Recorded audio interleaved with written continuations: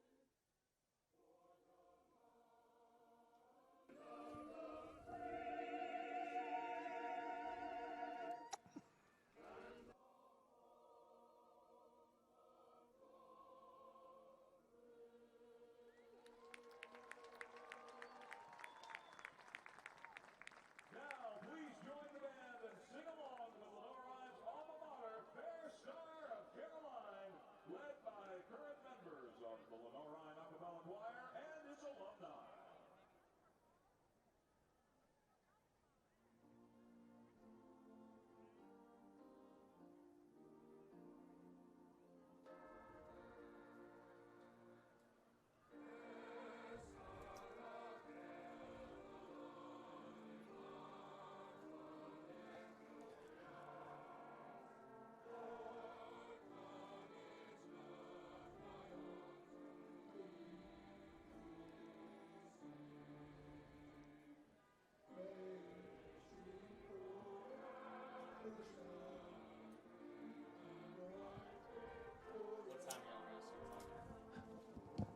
What time are y'all?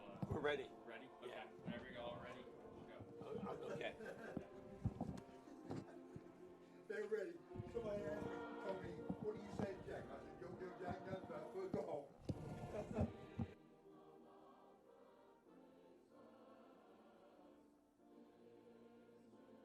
Indian summer day in Hickory, North Carolina, between the bricks. It's Moretz Stadium, and Lenoir-Rhyne Football is on the air. Good afternoon, everyone. It's a separation Saturday, a 6-1 Lenoir-Rhyne against 5-2 Limestone in the SAC 8 game of the day. First place at stake.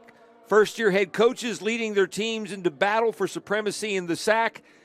Juju Phillips along with Jack Huss, Mike McCree bringing you the action wherever you may be. Thanks a lot for listening down the line or watching on Flow Sports. Big game today between the Bears and Limestone for first place in the South Atlantic Conference. And when you do that, Jack, and it's homecoming, you know it's a special day. Well, it's always a special day at homecoming. I know I've told this story many times, but on homecoming, I was told the squad before we left to go out on the field that this is a very, very important game because a lot of people will never see you play again. This is the only homecoming they will attend at Lenoir-Rhyne, and you're going to play, and so let's go out there and make it a special day. So make it special so when they see your number, they'll say, oh, yeah, I remember in 2024 I was at homecoming, and number 24 had a great ball game. So, keep that in mind as you go out there to play, just looking for some little extra incentive.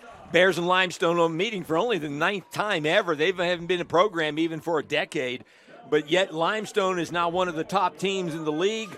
And they have one of the top passing attacks in not only the SAC, but in the nation. And that offense, along with the Bear defense, are going to be both tested today. Well, and it could be a little bit different because we're going to see a different quarterback, maybe one of the best quarterbacks in the entire country. Dustin Noller is not going to play in today's contest for the Limestone Saints.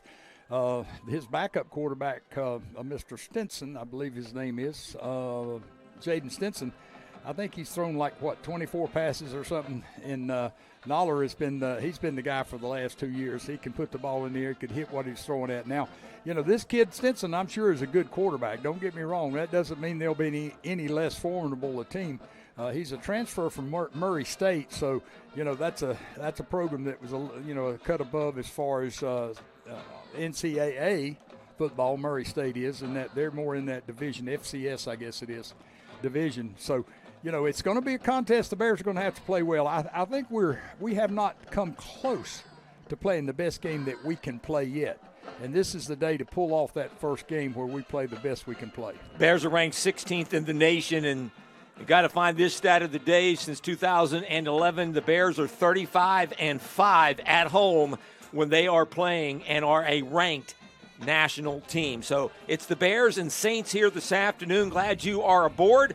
We're going to step aside. We're going to come back. We'll hear from the head coach of the Bears, Doug Sosha, and then Jason Savage has our special player profile today as he talked with Bears leading tackler Jalen Willis. All that and more to come. Stay with us.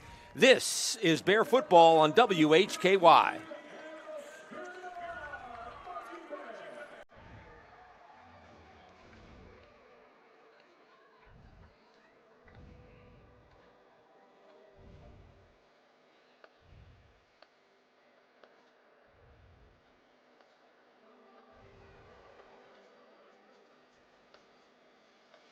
Notre Dame leads Navy 14-0 at the end of the first quarter. Oops.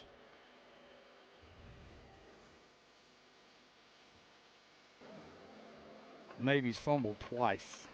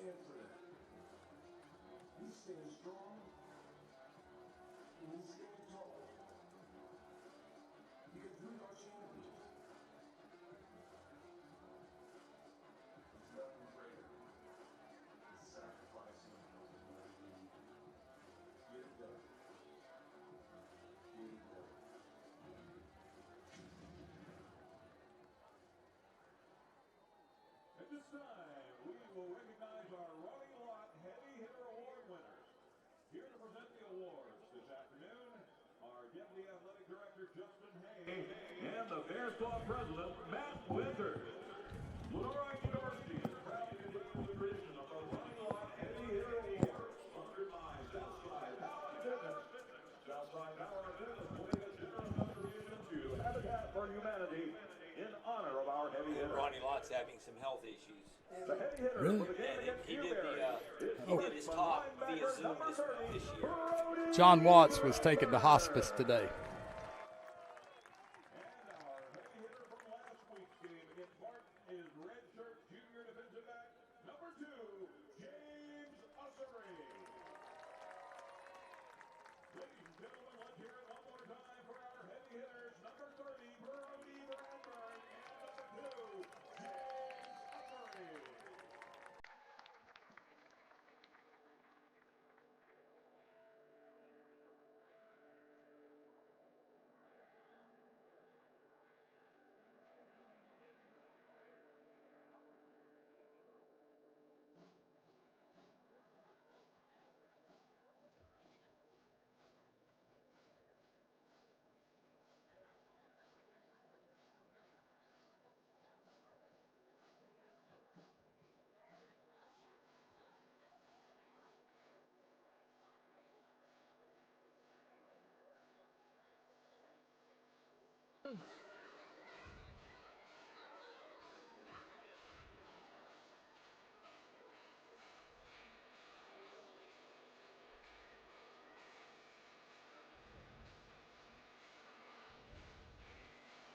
That's not Socha, is it? No, that's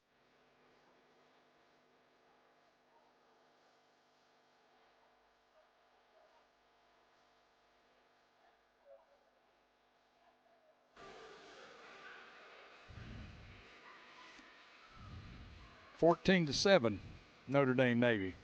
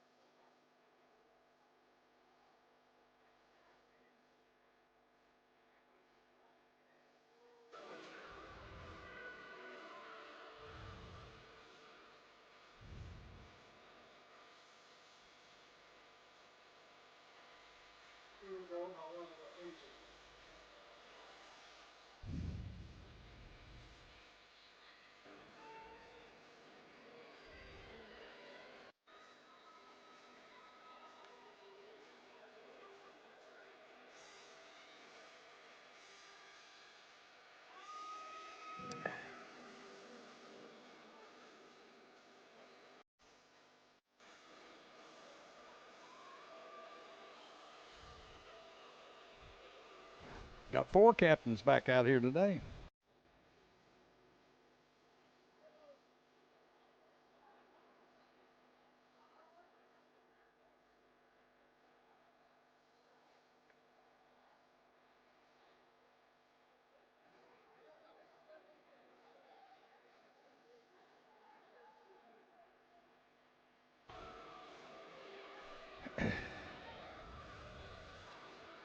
All right, so Willis is out there. Foster's out there.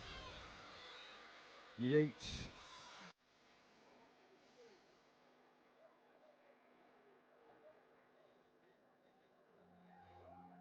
Great men with great ideals can be separated by hundreds or even thousands of miles, and still be in the same place.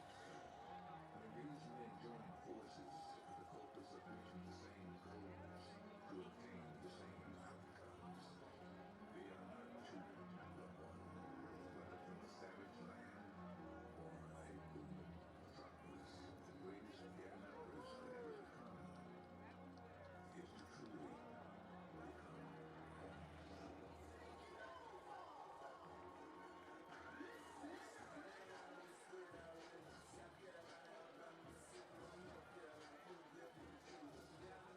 yeah. Looks like 10.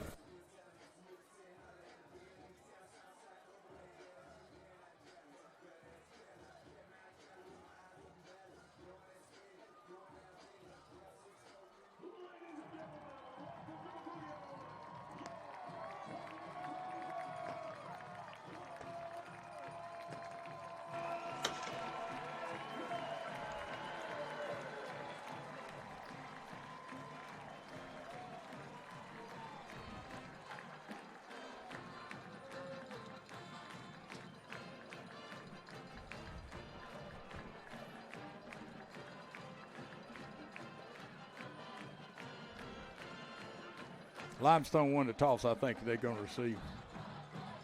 That doesn't surprise you.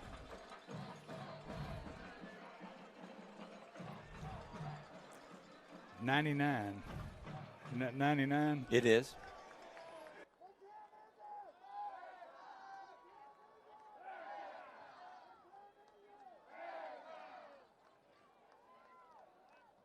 Ladies and gentlemen, joining us along the field for today's coin toss was Shane Barrier from Southside.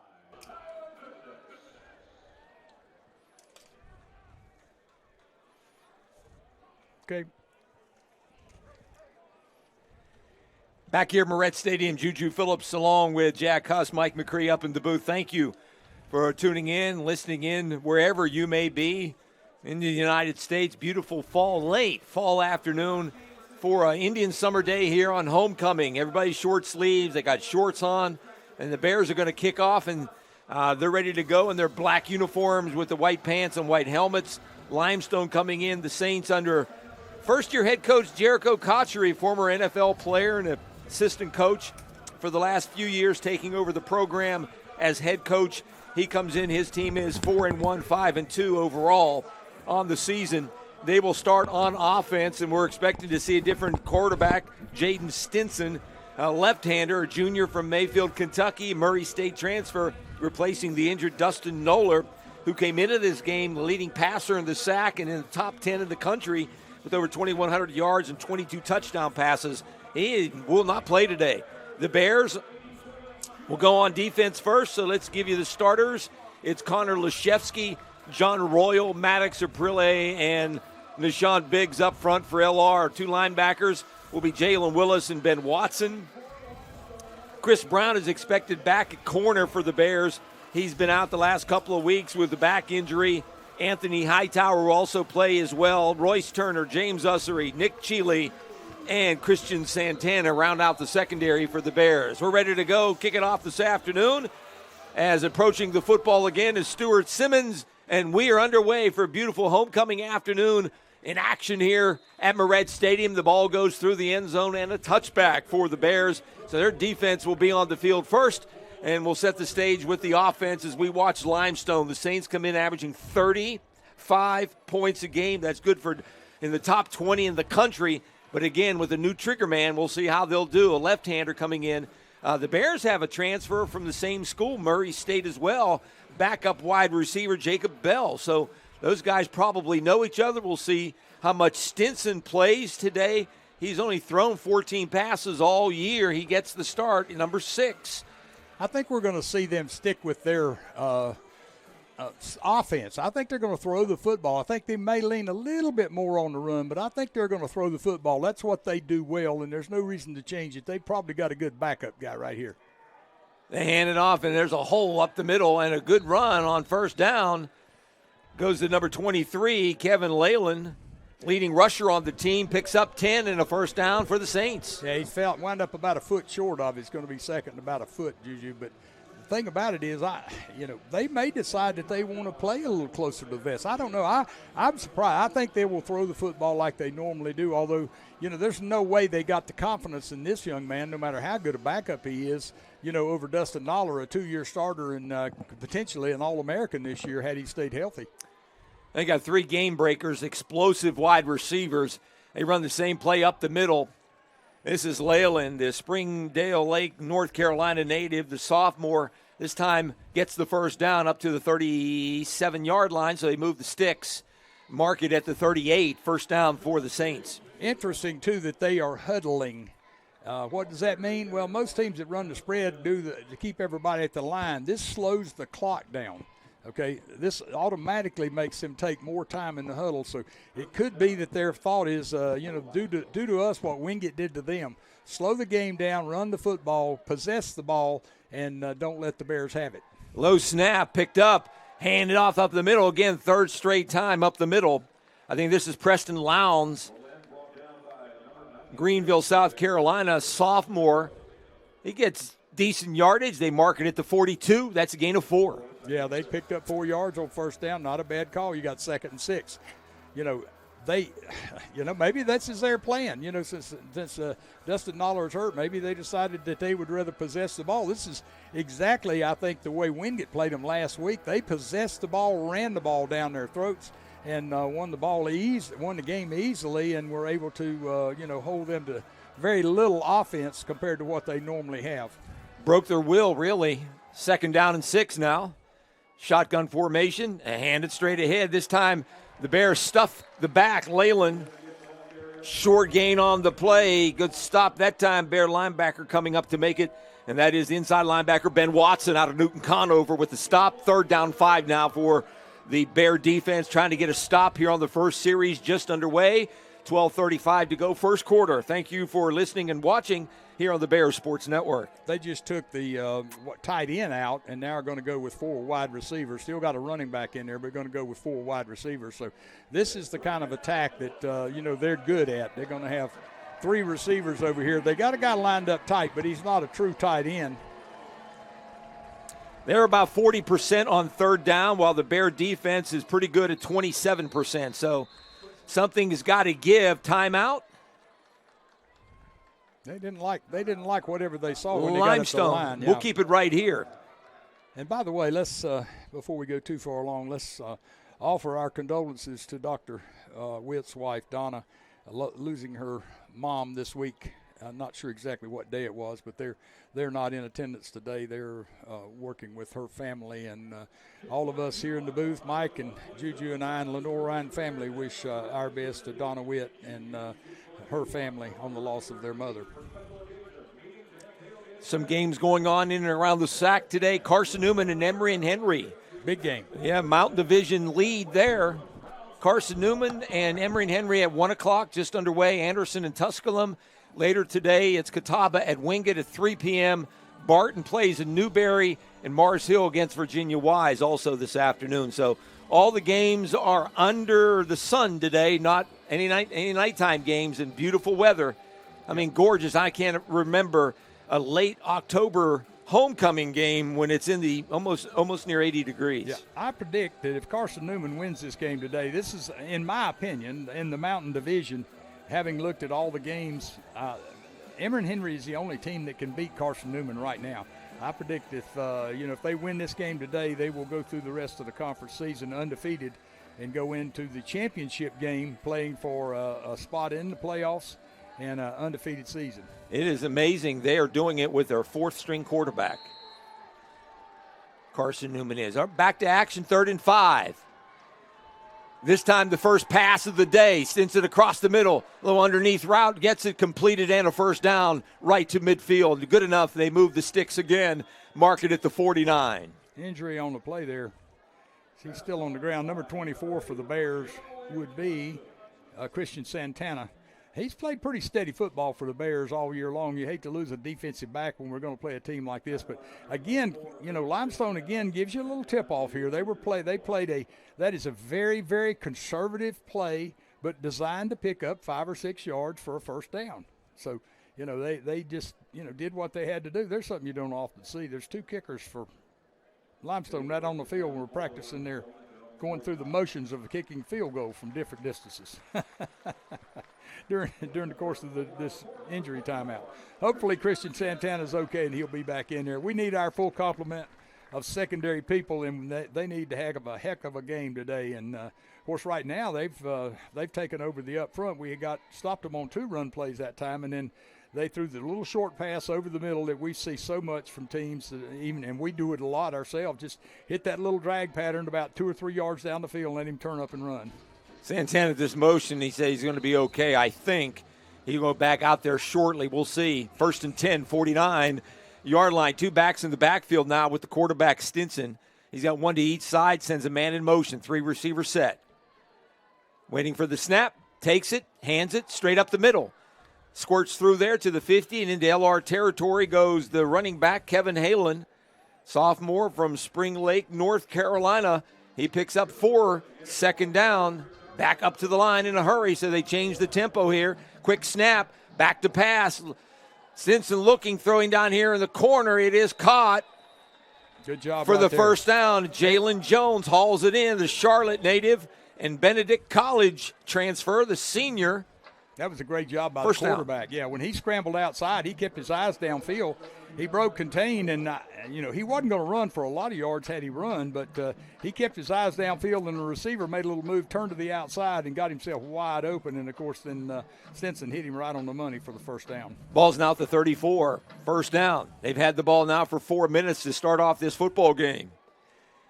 This time in a shotgun, running back to his left. Stinson takes the handoff, back to pass, play action, rolling right, looking downfield, nobody open, fires it downfield, high throw, knocked away by the Bears, nearly had it picked off. That's Hightower. filling in for the injured Chris Brown, had an interception last week, and the sophomore out of Youngstown, Ohio, nearly had an interception. Oh, I tell you what, if he's mad at himself, he knows he probably should have had an interception.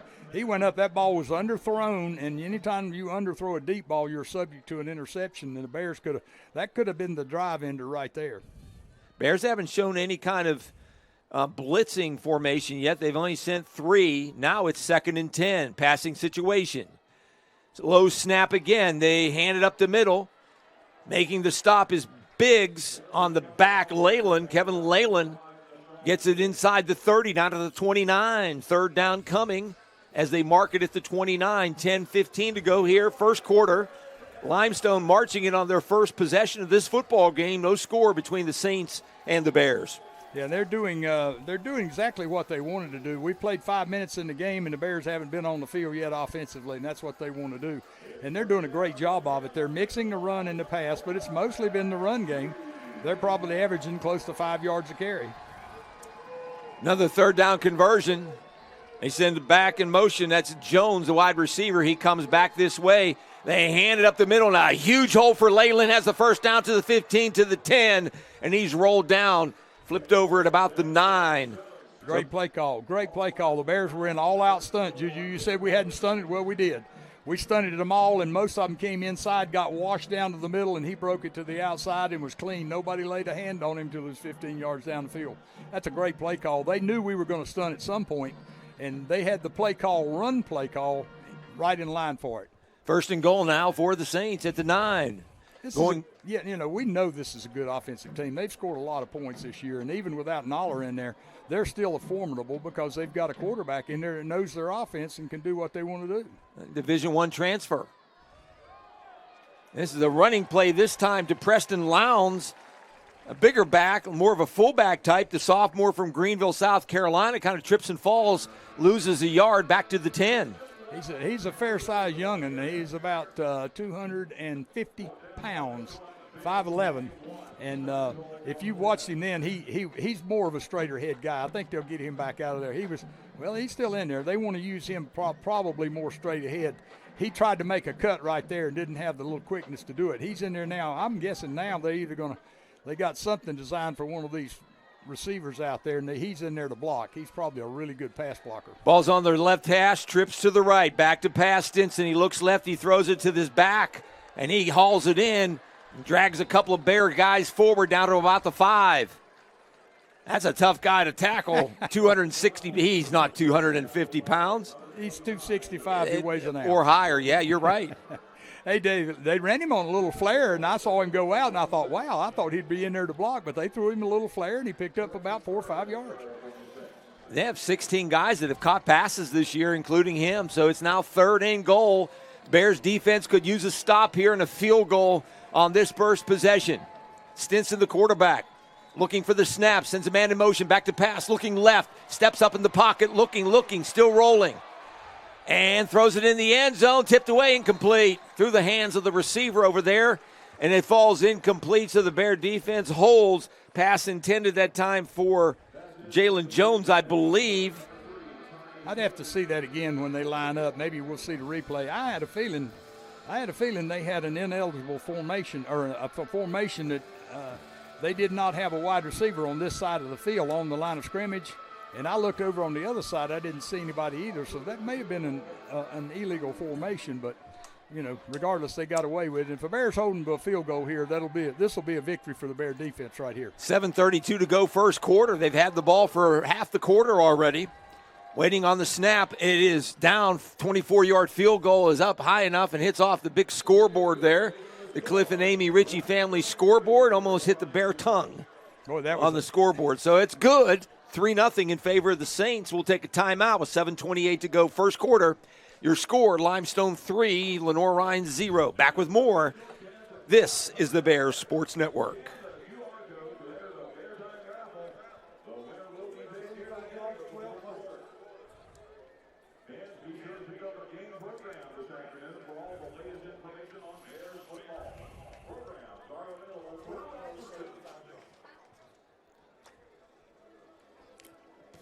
Leyland had 7 carries for 47 yards, 6.7 average. Stinson was 3 of 5 for 23 yards.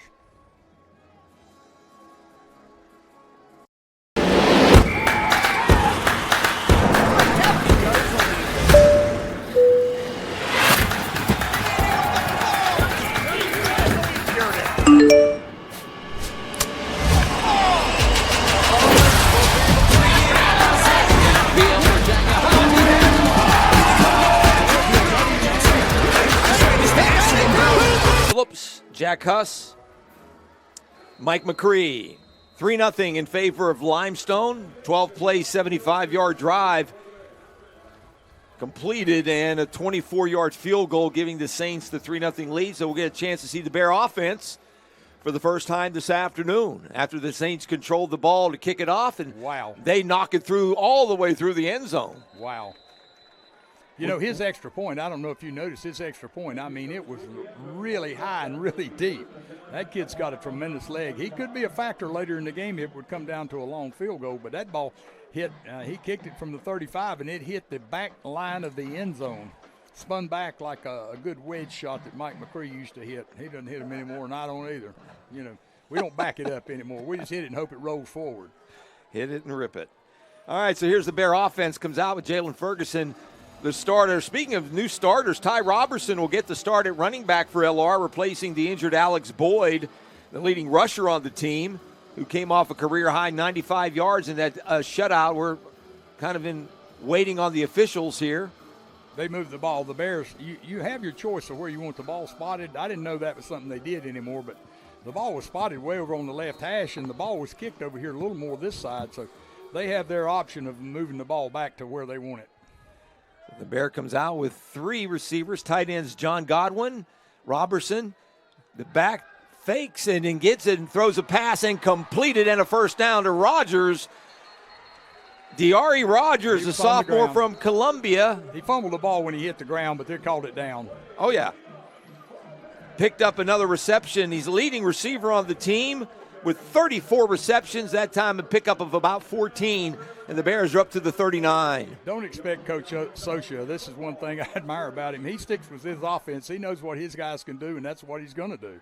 Another pass, same play almost. This time a play action over there on the far side, completes. About a 9-yard pickup again, and that is again Rogers. Is that Rogers? That's Songa Yates, isn't it? 1? Was it 1 or 6? That's 1. He's still out there. They didn't change. He's 6 is over here. So 9-yard gain, second down, ball's at the 49. Robertson gets it, squirts through there with the first down run down to the 46. 3 plays, and the Bears are now over midfield. They talked about simplifying the offense this week because they got Robertson in there replacing Boyd. Expect to see some freshmen in there running back as well. If the Bears can establish a running game and keep that offense off the field for Limestone. Thank goodness Robertson has gotten some carries over the last few weeks, and so he's not going in there blind. He knows what to expect. Coming off a career high last week in rushing. Back to pass Ferguson, looking time. Still time. Get rid of it. Under pressure, and he does. Fires it into the stands on the far side, incomplete. Stops the clock, 2nd and 10, 5:54 to go first quarter. Bears have it near midfield. It's 2nd and 10, trailing here 3-0 to Limestone. You know, if Jalen Ferguson has made any bad throws and bad decisions, it's basically been because he's had to hold the ball too long. He's a rhythm and timing thrower at best, and he likes to get back, set his feet in the pocket, know where the receiver's going to be, and put the ball in the air. 1,800 yards on the season, 9 touchdowns, 67% completion rate for Ferguson, who hands it up the middle this time to Robertson. It gets over the 45, down to the 42 is where they'll mark it, and that'll be a gain of 4. Yeah, and that could be, we could be in 4-down territory if he would choose not to go a long field goal here. So, we're going to have the option here, run pass on this down. We expected them, or they expected us to bring a stunt. They will probably do less stunting. They run a 4-man line most of the time. They got 4 down linemen, and with that, they probably don't stunt quite as much. They expect those 4 guys to rush the passer. 3rd down now for the Bears. Ferguson in the gun.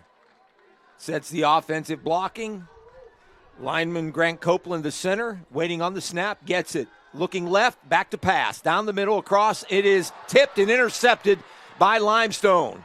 Picked off in the middle there is number 5, Luke Janik, a junior linebacker from Canton, Michigan. Went off the hands of a Bear receiver right into the hands of Janik, and he gets the first turnover of the afternoon. You know, the Bears and the Limestone squad are both 4-1 going into today's game, and you know that the loser of this game probably is going to be out as far as winning the conference championship, because they're not going to get to this conference championship game as long as Wingate, you know, stays where they are on a percentage basis. I'm just guessing, because that's how they'll have to do it. So, you know, if you have 2 losses, you're not going to be in very good position.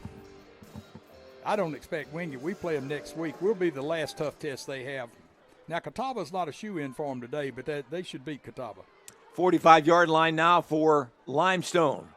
Here's a running play left in a hole for Leyland. He gets good yardage. Kevin Leyland close to into LR territory to the 40.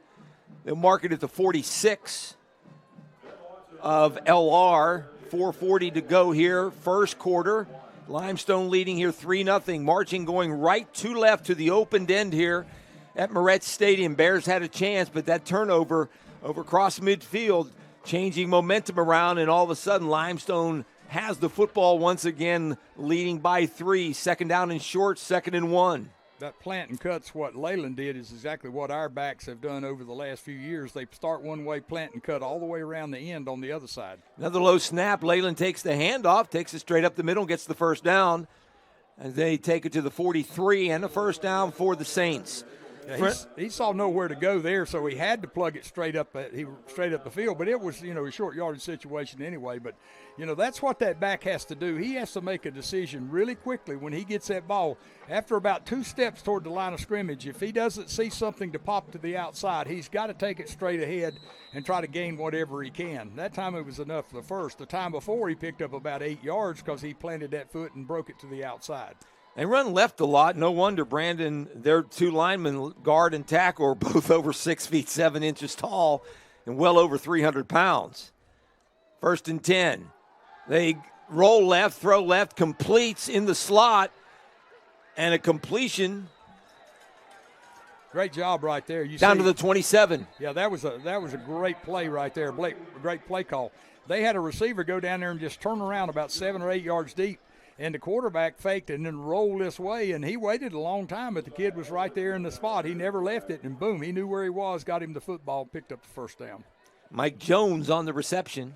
They do things offensively that the other teams just don't do, and I think that's probably comes from the coach. Cotry. Coach Jericho Cotry. He's got NFL experience. Personal foul, roughing the passer. There you go, our first penalty, and it's at a very bad time, half the distance to the goal. Wow. On the Bear captain and All-American Jalen Willis, I was going to leading say, tackler. He came through clean. He just couldn't get there quick enough. He came through clean as a whistle and made the hit. I noticed in the stats this week, you know the number 1 team in the country now, 160 teams, the most penalized team? Harding. Nope. Ouachita Baptist. Grandview Valley. Grand Valley State. Number 2 is Ferris State. Wow, 2 highly ranked teams generally. They are. Like you said, it depends on when the penalties are called. Yep. 1st and 10 now for the Saints at the 14. Handoff up the middle as they run again, pushing forward inside the 10 down to the 8. This is where they stalled last time. Bears are going to hope that they can do something here. It's a gain of about 5. They mark it at the 8, 2nd down. Down to 3 minutes to go, first quarter. It's all Limestone right now. The Saints on top of the Bears, 3-0. And one of the things with this young man in there, he doesn't have the gravitas that Dustin Noller had. How about that word, huh? Anyway, since he doesn't have it, he's not going to be in there changing plays and throwing passes when he shouldn't. He's going to run the play that's called from the sideline. 2nd down. Big boy. They get the left-hander. He rolls out to the left, and it's a touchdown. Play action pass. That running game has been successful. They get it to another guy that's not on the 2 deep is Cross Killen, who's listed as a linebacker. Nope, they got Herman McCray now, the 4th. He catches the pass. Nonetheless, It's now 9-0 in favor of the Saints. That was the tight end. Yeah, tight end. Yeah. He's listed at 6'4", 250. Pretty good size. They got a number of seniors and grads on their starting team. Got a lot of freshmen in backup roles. So they take advantage of the Bear mistake, take it down the field. Watch this kick. High and long enough, goes after the Bear, hits the Bear scoreboard again on the Clifford and Amy Ritchie family scoreboard, and they attack on the extra point with 2:35 to go first quarter. Your score now reads, it's Limestone 10, Lenoir-Rhyne 0. Back with more. Stay with us. This is the Bears Sports Network. Yesterday, the Bears hosted the 36th Annual Taylor Memorial Golf Tournament and kicked off their silent auction in support of student-athlete scholarships. This year's events are on pace to break the previous record set last year, raising over $120,000 for student-athlete scholarships with these two events. The Bears Club is proud to present a check to interim AD Rochelle Laney for last year's total fundraising effort of $1,319,256 raised in support of both athletic scholarships and to enhance the overall student-athlete experience. Joining us on the field for this special presentation is interim athletic director Rochelle Laney, deputy AD and director of the Bears Club Justin Hay, past president of the Bears Club Ingrid Smith, president of the Bears Club Matt Winters, vice president Billy Hilton, and Manly Taylor Committee Chair Sam Holtzclaw. Let's have a round of applause for your continued support of our student athletes.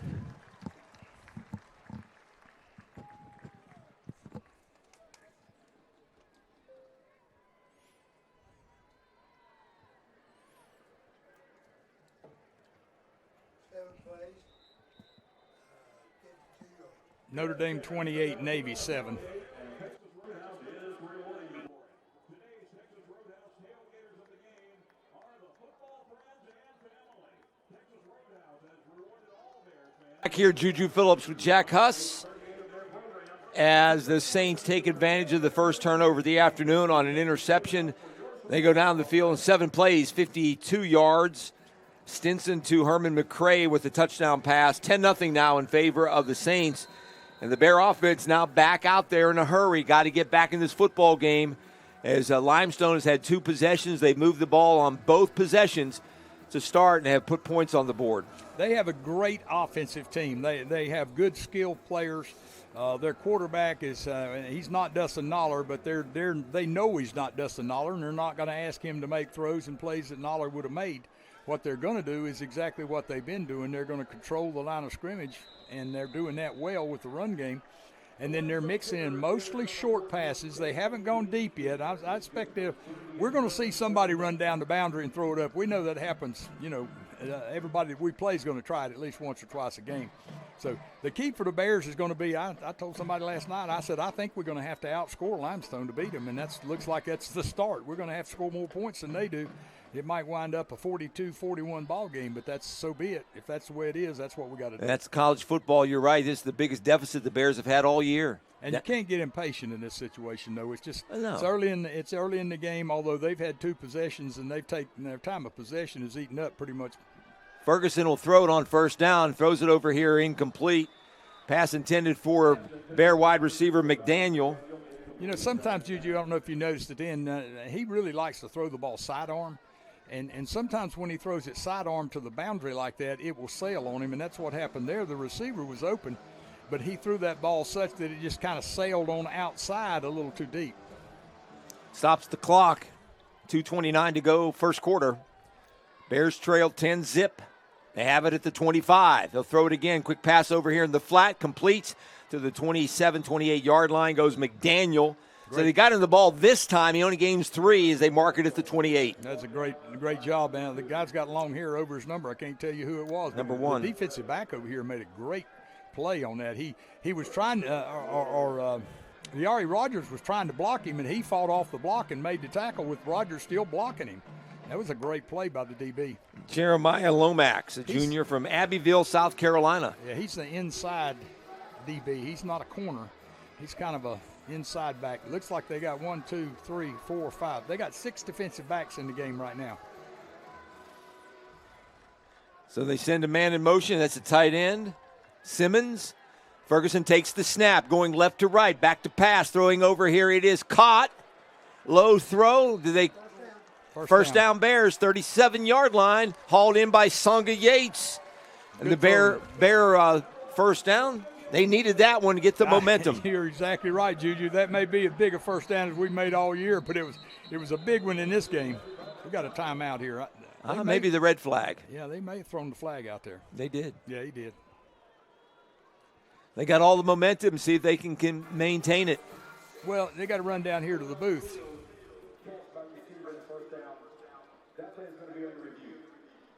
So we have a player review. The Bears are winless in reviews this year, I believe. 0 for 2. Well, they're going to go down here now.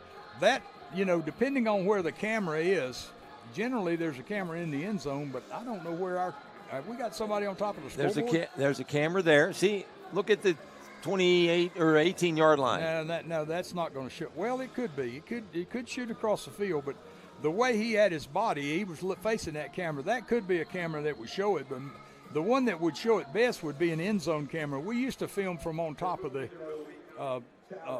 Shuford Arena over here, right there where it says Lenoir-Rhyne University. We used to have a camera there. That was the end zone shot that the coaches loved to have. I just talked through what he said. Whatever it was, it didn't take long. Maybe the camera was inoperable. It may have been. Bears going to get the first down. That's all we know and care about. 37-yard line. LR going left to right to the closed end here. Nice band. The band is out. The cheerleaders are here. We got about 50 to 60 recruits. A lot of red here this afternoon as well. I wonder if they're debating on a timeout. When you throw the flag, if you don't win the thing, you lose the timeout. Surely they're not going to give them a timeout, and they didn't even get a review. All the officials are marking their little cards. Do they use those golf pencils? Here we go.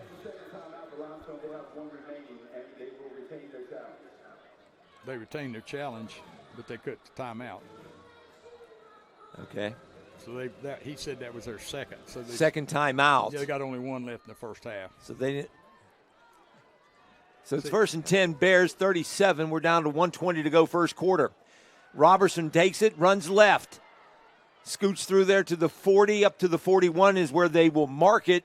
And that's going to be a gain of 4 for Ty Robertson getting his first start. Redshirt sophomore from Lawrence, South Carolina. Had a career-high 79 yards last week. Came in averaging almost 5.5 yards a carry. That time he picked up 4. Second down for the Bears with under a minute to go here, first quarter. This is defensively, again, they pretty much standard. They got the 4-man front, and they bring those 4 all the time. That's their pass rush, the 4 guys. Nowhere to throw. Ferguson's going to scramble right. Looking, throwing right, and throws it nearly intercepted. He's made some bad throws when he was under duress, and that was not one of his better ones. He threw that ball back into the field of play. He was trying to hit, looked like he was trying to hit Malik Simmons, but he overshot him, and there was a guy behind him that almost made the play on the ball. So, again, the Bears did a pretty good job of blocking him, giving him time to throw early, but he couldn't find anybody, and that's because they're rushing 4. That means they got 7 guys back. Now, here's the defense we saw against Emory and Henry. They're going to have 3-man rush. They're going to have 8 guys back unless they stunt somebody, and I'm guessing they won't. I'm guessing they're going to rush 3 and drop 8 and try to cover. Play 2 deep safeties. Back to pass. Ferguson looks right. Nobody to go, so he's going to run it, and is hit hard. Fumbles the football, held on to it. He's going to be shy of the first down to the 46. About a yard. Coach has been known to go right here. I wouldn't be surprised. We'll see. Analytically speaking, you probably should punt this football, but, Coach Socia doesn't play analytics. They had to run. They thought they started to run a punting team out there. He may wait to the end of the first quarter. Yeah, he's going to. So we'll take a timeout. First quarter ends. Your score, Bears will have it when we come back. 4th and 1. It's Limestone 10, Lenoir-Rhyne nothing. Stay with us. This is the Bear Sports Network.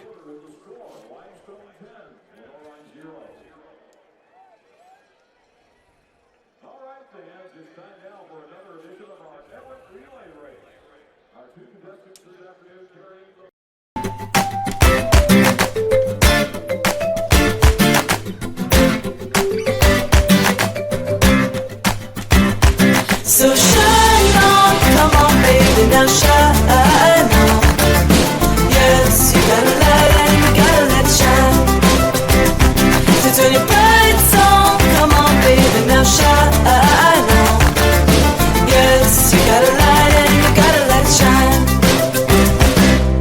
If you play hard, if you use your feet to chase fitness goals, if you stand all day at work. Introducing True Energy Infrared Technology Socks. These may be the best socks you ever wear. Our yarn is infused with infrared nanoparticles. Your body's natural heat ignites these tiny particles, producing infrared energy that improves circulation and stimulates cellular recovery. It's not magic, it's rocket science. The perfect sock for your active life, for fitness, performance, recovery. Proven innovation to ignite your true energy.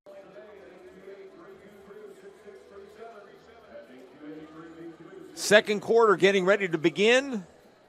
Juju Phillips, Jack Huss, Mike McCree, Bear Sports Network. Thank you for tuning in, watching, listening, wherever you may be this afternoon. Beautiful homecoming afternoon, but the Bears trail this game as we start the second quarter. They have it 4th and 1 at the 46. They'll be going right to left to the opened end here at Moret Stadium. So far, it's all Limestone. Field goal in the first quarter on their first possession of 24 yards. And on the second possession, following an interception, they get a touchdown pass, and it's 10-0. But the Bears need this right here. They keep the offense out there, so they're going to go for it on 4th and short. Gutsy play right here. We'll give up the ball to them in their in our end of the field.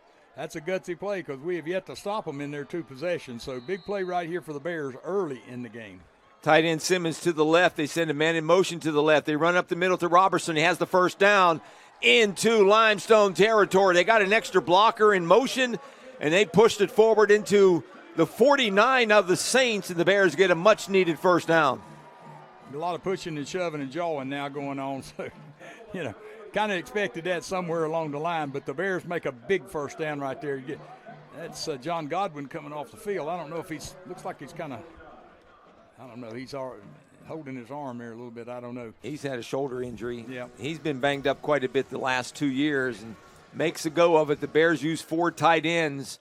This time a little bunch formation there. Ferguson will throw it on first down. They're going to take a shot deep. He has a man open, and it is caught. What a catch. Boy, Combat catch over there. Again, that transfer from Jacob Bell from Murray State hauls it in, just came in on that play and takes it all the way down to about the 12. Boy, that was a great catch and a great throw again by Jalen Ferguson. He dropped it right over the top of the DB. Had the DB done what we've talked about before, had he turned in time to see the ball, he would have broken that up, but he never saw the football coming over his shoulder. Biggest catch of his LR career for transfer Jacob Bell, 6'4". This time Robertson pushing forward inside the 10. Ball was placed at the 14, where they mark it, so that's going to be a gain of 5 for the Bears. Second down quickly with 13:29 to go here. Second quarter, the Bears' best drive of the game. They're in the red zone. Second down. And those were 2 plays that were really needed. We needed a chunk play there. We needed some big yardage right there. We've had trouble already with 2 possessions, eking out first downs. That chunk play made the big difference there. And, of course, the 4th down play was huge in this ball game. But Coach Socha has shown that he's not afraid to do that. Jameer Fox now in, the freshman running back from Gastonia. He gets the handoff and goes left and is hit at the line of scrimmage. Boy, Somebody missed a block there because he got hit as soon as he got to the line and got pushed back. It's going to be a loss. 3rd down and 8 now for the Bears. They run 4 linemen, 4 defensive linemen, and they run 2 linebackers that, in short yardage or in running downs, what they think will play closer to the line. So they got 6 guys. We got 5 guys up front, and we've got to use somebody out of the backfield or a tight end motion to block all 6 of them. So they know what they're doing defensively. They've scouted the Bears well. Big 3rd down here. Godwin back into tight end. He's on the slot to the left. 2 receivers to the far side. Back in it back is Robertson. Back to pass Ferguson. Looking left, throwing left. It is caught by Robertson to the 5, to the 3, and into the end zone. Ty Robertson hauls it in, and he takes it into the land of milk and honey, and the Bears are on the board for the first time today. Well, great job by Ty Robertson. He just ran a little stop route, caught the football, turned up the field, and there was nobody there. I don't know why they weren't playing man-to-man. I watched them earlier in these situations. They had an inside player that lined up in front of our running back and covered him man-to-man out of the backfield. That time I didn't ever see anybody cover him. So second quarter starts, and the Bears get on the board. Jalen Ferguson's 10th touchdown of the season. Here's the snap, hold, and kick. by Brown. It is up and good, so the Bears are back in it with 12-12 to go, second quarter. It's Limestone 10, LR 7. Back with more. This is the Bears Sports Network.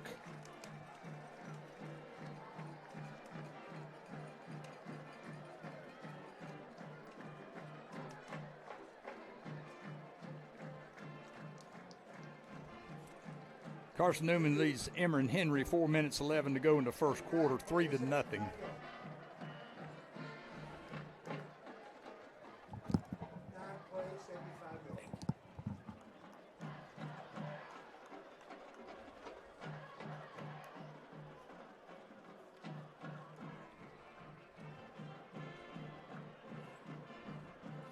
This D2 site's not worth anything. They got no scores reporting.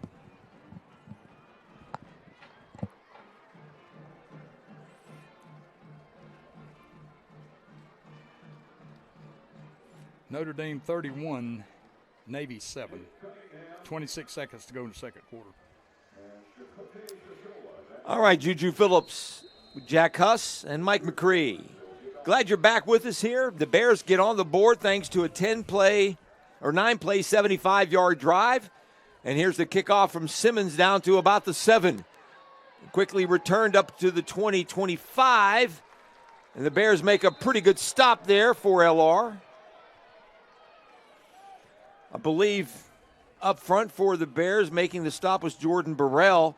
But that nice drive, Ferguson to Robertson on a touchdown pass of 10 yards, 9 plays, 75 yards. The Bears needed something good to happen. They got a big passing play on that particular drive and set them up for the touchdown. And the next possession is very important for the Bears defense.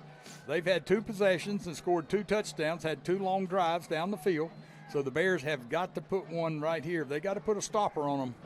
And they've, their mix-up of the offense, the run, the pass, they've done a great job so far. The Bears just going to have to counter it with some excellent play. So the ball's at the 25. Here's Leyland with a handoff, trying to run left. He squirts out there. Second effort, and he picks up about 9. That's what the back will do. See, he bounced inside, and then he couldn't find anything, and we lost contain on the outside. Boom, he goes out there. When you're the outside contain man and you see everything stopped up inside, you just want to get in on the tackle. You come down the line, and all of a sudden the guy's going out and around you. And that's exactly what happened. That's what our backs over the last couple of years were really good at, was they'd hit into the line and then bounce to the outside off either side. Royce Turner on the tackle, but not before Leyland picked up 9. Yeah, and we had him stopped on where they intended to run, but again, that's a good running back for you, and that's one of the positives of this offense, and everybody runs it. We haven't played anybody yet that doesn't run the same offense. 11:35 to go here, second quarter. He'll get it again. Leyland does, and he runs left, gets the first down up to the 36 is where they mark it. Good tackle by Ben Watson again, the sophomore out of Newton Conover. But not before a first down for the Saints with 11:22 to go here. Bears get on the board moments ago. And all-time nationally, Jack, when the Bears are ranked in the top 25, they are 65-15 when they play games here at Moret Stadium, going all the way back to 2010, I believe. I wonder if Limestone knows that. Probably not. Probably not. But the Bears do have a great home record. Whether they've been. That's no question. We played great at home. Okay, here's the quarterback. I don't know if it was a mis-exchange or what. Yeah. On 1st and 10, he's thrown for a loss back to the 34. The running back there, number 23, has done a great job so far running in there, Kevin Leyland. He looked like he was stunned. He didn't have the ball. He almost stopped at the line of scrimmage and turned around and looked at the quarterback like, hey, you didn't give me the ball. I thought it could have been a play-action pass off of that, but I looked at the wide receivers, and they were blocking. They were not expecting the ball to be thrown to them. A little confusion as they look to the sidelines. They're going to have 3 receivers, 2 backs. Yeah, 2 backs in the backfield. They're either going to block or they're going to run some type of counter play. Ball's at the 34 left hash. They running it. It's a run option pass, and caught, jumped over one of the Bear defenders. That's what happens. And a first down. That's what happens when you duck your head and you try to block a guy down. He just jumps over you. That's a heck of a play. That's the play they ran on the goal line. They had a different receiver, but that's their short yardage play. They got two backs in the backfield, and they rush that guy, bring that guy in motion. They faked it and run the other guy in behind the block, and then, boom, they hit the guy in the flat and run for the first down. Here's Layla again, running left on 1st and 10 to the 46. Gains very little yardage. Bear front line with the stop that time. 9:40 to go here, second quarter. Bears trying to get a stop on defense where they trail 10-7 here. They got a couple of backups in there for LR as they try to make the stop here. It's 2nd down and 10. Yeah, the Bears' defensive line, they've got Royal, Aprilli, and Lecheski are the starting three, and then Ferguson, Bell, and Lamy come in and sub, and they play a lot too. So they've got their challenge in front of them here to stop this running game and get some kind of a pass rush when necessary. Bell is in there right now up front. Again, a run-pass option, breaking a tackle after a completed pass. It's going to be shy of the first down. Absolutely the worst tackling you could ever see. That's number 2. He jumped up all in the face of that kid. That's James Usry, but he tried to block the guy down instead of tackling him. He had the guy for no gain, and by trying to block him down, the guy got about a 7-yard gain. You cannot do that. You've got to put your arms around a good running back, and you've got to put him down on the ground. You can't bump him down. We saw one guy jump over us out there when we tried to block him down, and this time we see the guy run around him when we don't tackle well. Trey Williams is the tight end, a junior from Calhoun, Georgia, on the reception. So 3rd and short now, 3rd and short into LR territory to 47. Run. And another run-pass option is wide open and a first down. Again, it's the same guy. Wow. That's Trey Williams. No clue there. He was wide open. We were all committed inside there, and that's another, again, the play pass action with the run ability is just absolutely too much for the Bears to cover right now. They've been just rattled on it twice down on the goal line in here. This guy was wide open. Somebody missed an assignment. Again, some of the backups in there at safety and at corner. Jordan Burrell in the secondary as they have a man down for Limestone. Trey Williams, who caught that pass, he's the man that came down. So an injury. You got to count for a tight end. He was the only man on the end line of scrimmage, if I remember correctly. There were no wide receivers out here. They were faking the run inside because it was 3rd down and short, and we're looking run, and they just faked the ball in there good, and the tight end just blocked and then slipped out there, and there was nobody around him. We had a safety over there, but he wasn't close enough to make a play. So we'll take a timeout. With your score, it's Limestone marching with the ball again, leading here 10-7 over the Bears. Back with more right after this on the Bears Sports Network. Chapman Cattle Company, we believe quality food starts from home. Well, maybe not your home, but ours. Our cattle and hogs are fed with wholesome and safe feed, and that's the way it's always been. Our family has been growing cattle in Taylorsville, North Carolina since 1967. We offer both beef and pork and a whole selection of homegrown meats. So if you want to try some for yourself, visit us on Facebook or Instagram or call 828-514-0526.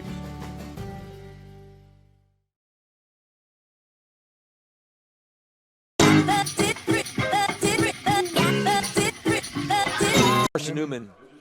That offense, so you can. Josh Justice wasn't even on the depth chart, was he? Yeah. It's 7-3, Carson. It's 7-3, Emory and Henry. 7:46 to go in the second quarter. Yeah, you can play with a lot of guys at quarterback in that offense.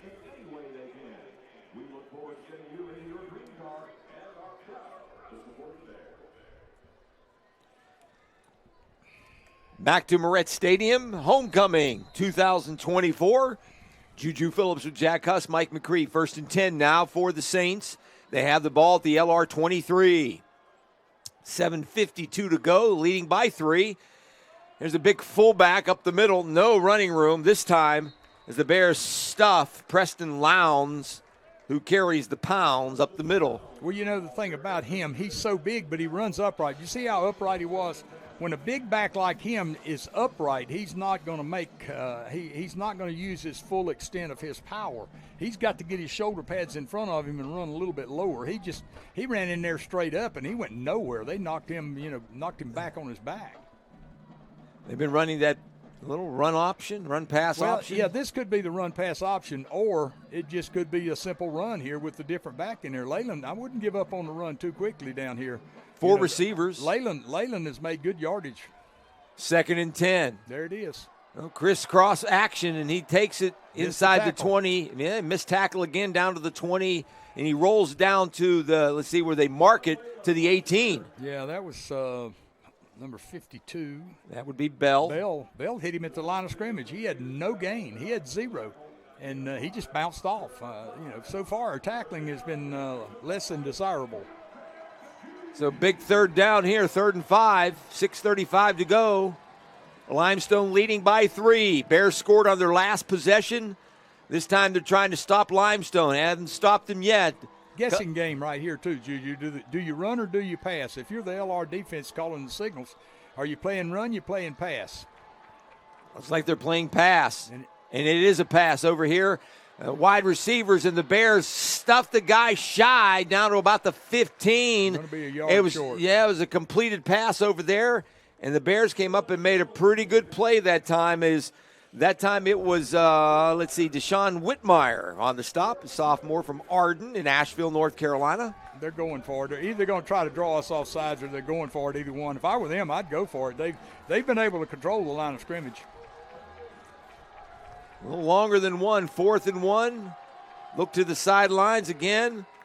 Jaden Stinson, the quarterback, getting the play. Motions with his hand to the back. He lets the clock run down here. He's going to call a timeout, or they're going to call a timeout. He might take the 5-yard penalty and let them back it up. No, call timeout. 5:26 to go. Let's keep it right here.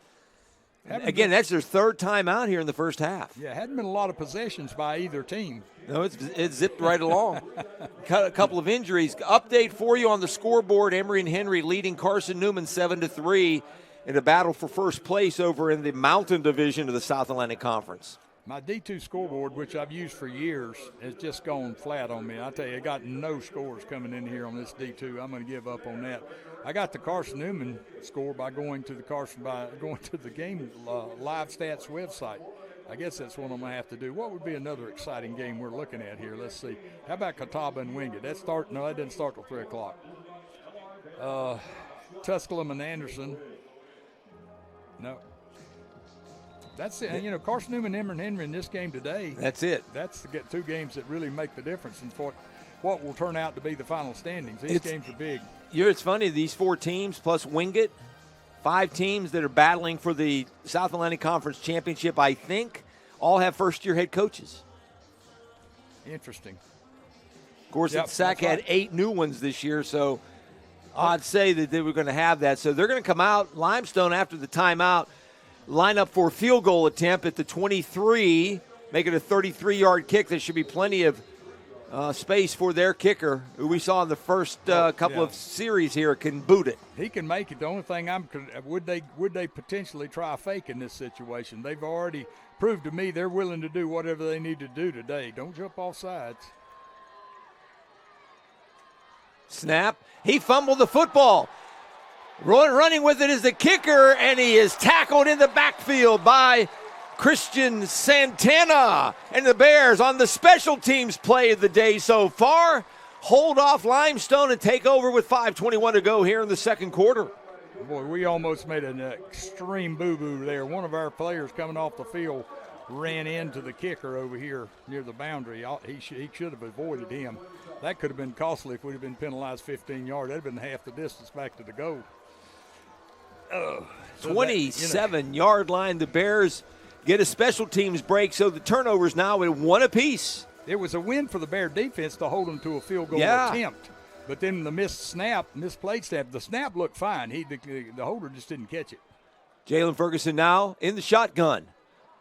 Hands it up the middle. Running through there. Is this the new freshman? I believe number 32. I believe it's right. Yeah, it is. It is number 32. And again, a good run by the Bears. Again, Trey Brenton, freshman from Bainbridge, Georgia. Fastest player on the team, I'm told. I'll tell you one thing. He scooted through there. Coach Social's got a lot of confidence to stick him in there with under 5 minutes to go in this game. And in this situation, and in the first half with the score the way it is, he's got a lot of nerve putting him in there. He'll take it again. Running left. Still pushing powerful. forward. He may get the first down. He's right close. They're going to give it to him, I think. Yep, move it down. That's a heck of a run. He's got some power. He's listed. What did we say he's listed at? 5'11", 205. 5'11", 205. Yeah, he's got some weight. And he gets his pads in front of him. That's what you like to see on a runner is your pads in front of the guy. Coach Sosa didn't come out and say he's our secret weapon, but they had been getting good reports from him on the scout team from the defensive side for the Bears. And now he gets his first action of the season and picks up 2 carries and a first down. He'll get it the third time. Runs it straight up the middle. Gets to the hole in a hurry. They keep pushing forward to the 45. Gets this crowd excited. He'll get 8 yards. Wow, I tell you what, the offensive line is getting in behind him too, and they're really pushing down the field. They had a whole bunch of folks behind him pushing that guy down the field. And I tell you, you can understand now why Coach Socha wanted to get him in the game. This looks like 23. Is this 23?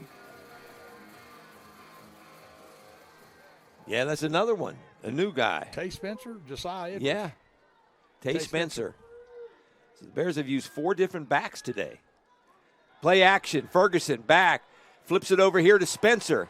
He could not break loose on the tackle. An open field tackle that time by the linebacker, Luke Janik. See, that's what you do. When you get a guy out there like that, you don't try to go out there and bump him down. You go out there and you lock your arms around and you tackle him. That's a good job. 3:10 to go here before the half. Third down and 4. And I think they accomplished what Coach Socha wanted. They wanted to move the ball out of their end of the field and eat some clock, and then we can pick up the pace when we get the ball across midfield. Plus, we've got the 2-minute timeout coming up. Big third down here. 3rd and 3, actually. The ball's at the market at the 44. Bears got to get to the 47. Taking a lot of time here. Got to get the snap off. Play clock down to 2. They hand it to Robertson, who's back in there, and he's going to be close. He may got the first down with that last effort there. He's not showing the got it sign yet. He might be just a shade under it. Nope, they moved him down. The official over there on the sideline didn't give me the signal. It must have been the guy on this side. Bears get the first down to the 47. See if they take it down to the 2-minute timeout. I would guess they might want to do that, but we'll see. They can run a play and then use that for a timeout after this play. Got to get the snap off if they're not going to. They did. First down. Ferguson rolling right, has a tight end open, caught, 30-yard line, 25. As he stumbles and bumbles his way all the way down to the 22 goes Heilman. Aiden Heilman, this final seam there down the field, and a first down for the Bears. I don't know. Heilman has that ability, it appears, that he just gets down the field and gets open. It's like they don't even try to cover him or something. He's done that several times this year. He's just been in the open spot. Great job by Jalen Ferguson. And a 2-minute timeout with 1:51 to go before the half. The Bears are marching, trying to go ahead for the first time today. Your score, Limestone 10, LR 7. Back with more on the Bears Sports Network. Tusculum 17, Anderson 14.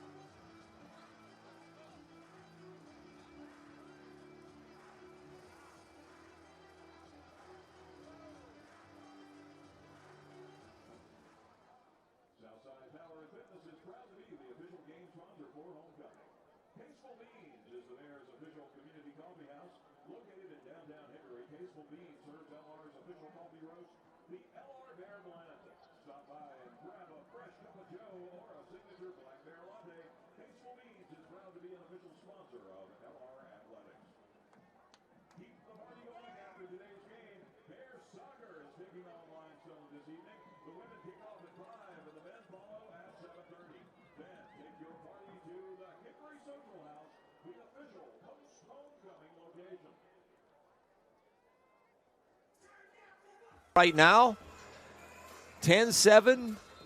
They have the ball 1st and 10. Coming out of the timeout of the 2-minute warning. Ferguson wanted to change the ball. I don't know why. He wanted to change the ball to a ball, and the official wouldn't let him. He said, we got a ball in play already. He's got a touchdown pass to Robertson already in this football game in the second quarter. 10-yard pass. Bears have used the 4 different running backs to get him in this point right now, down to the 23. Robertson back in, getting his first start today. Thank goodness all 4 of them have produced for us. They have. This is probably a run right here. Ferguson in the shotgun will take a step back and throw it.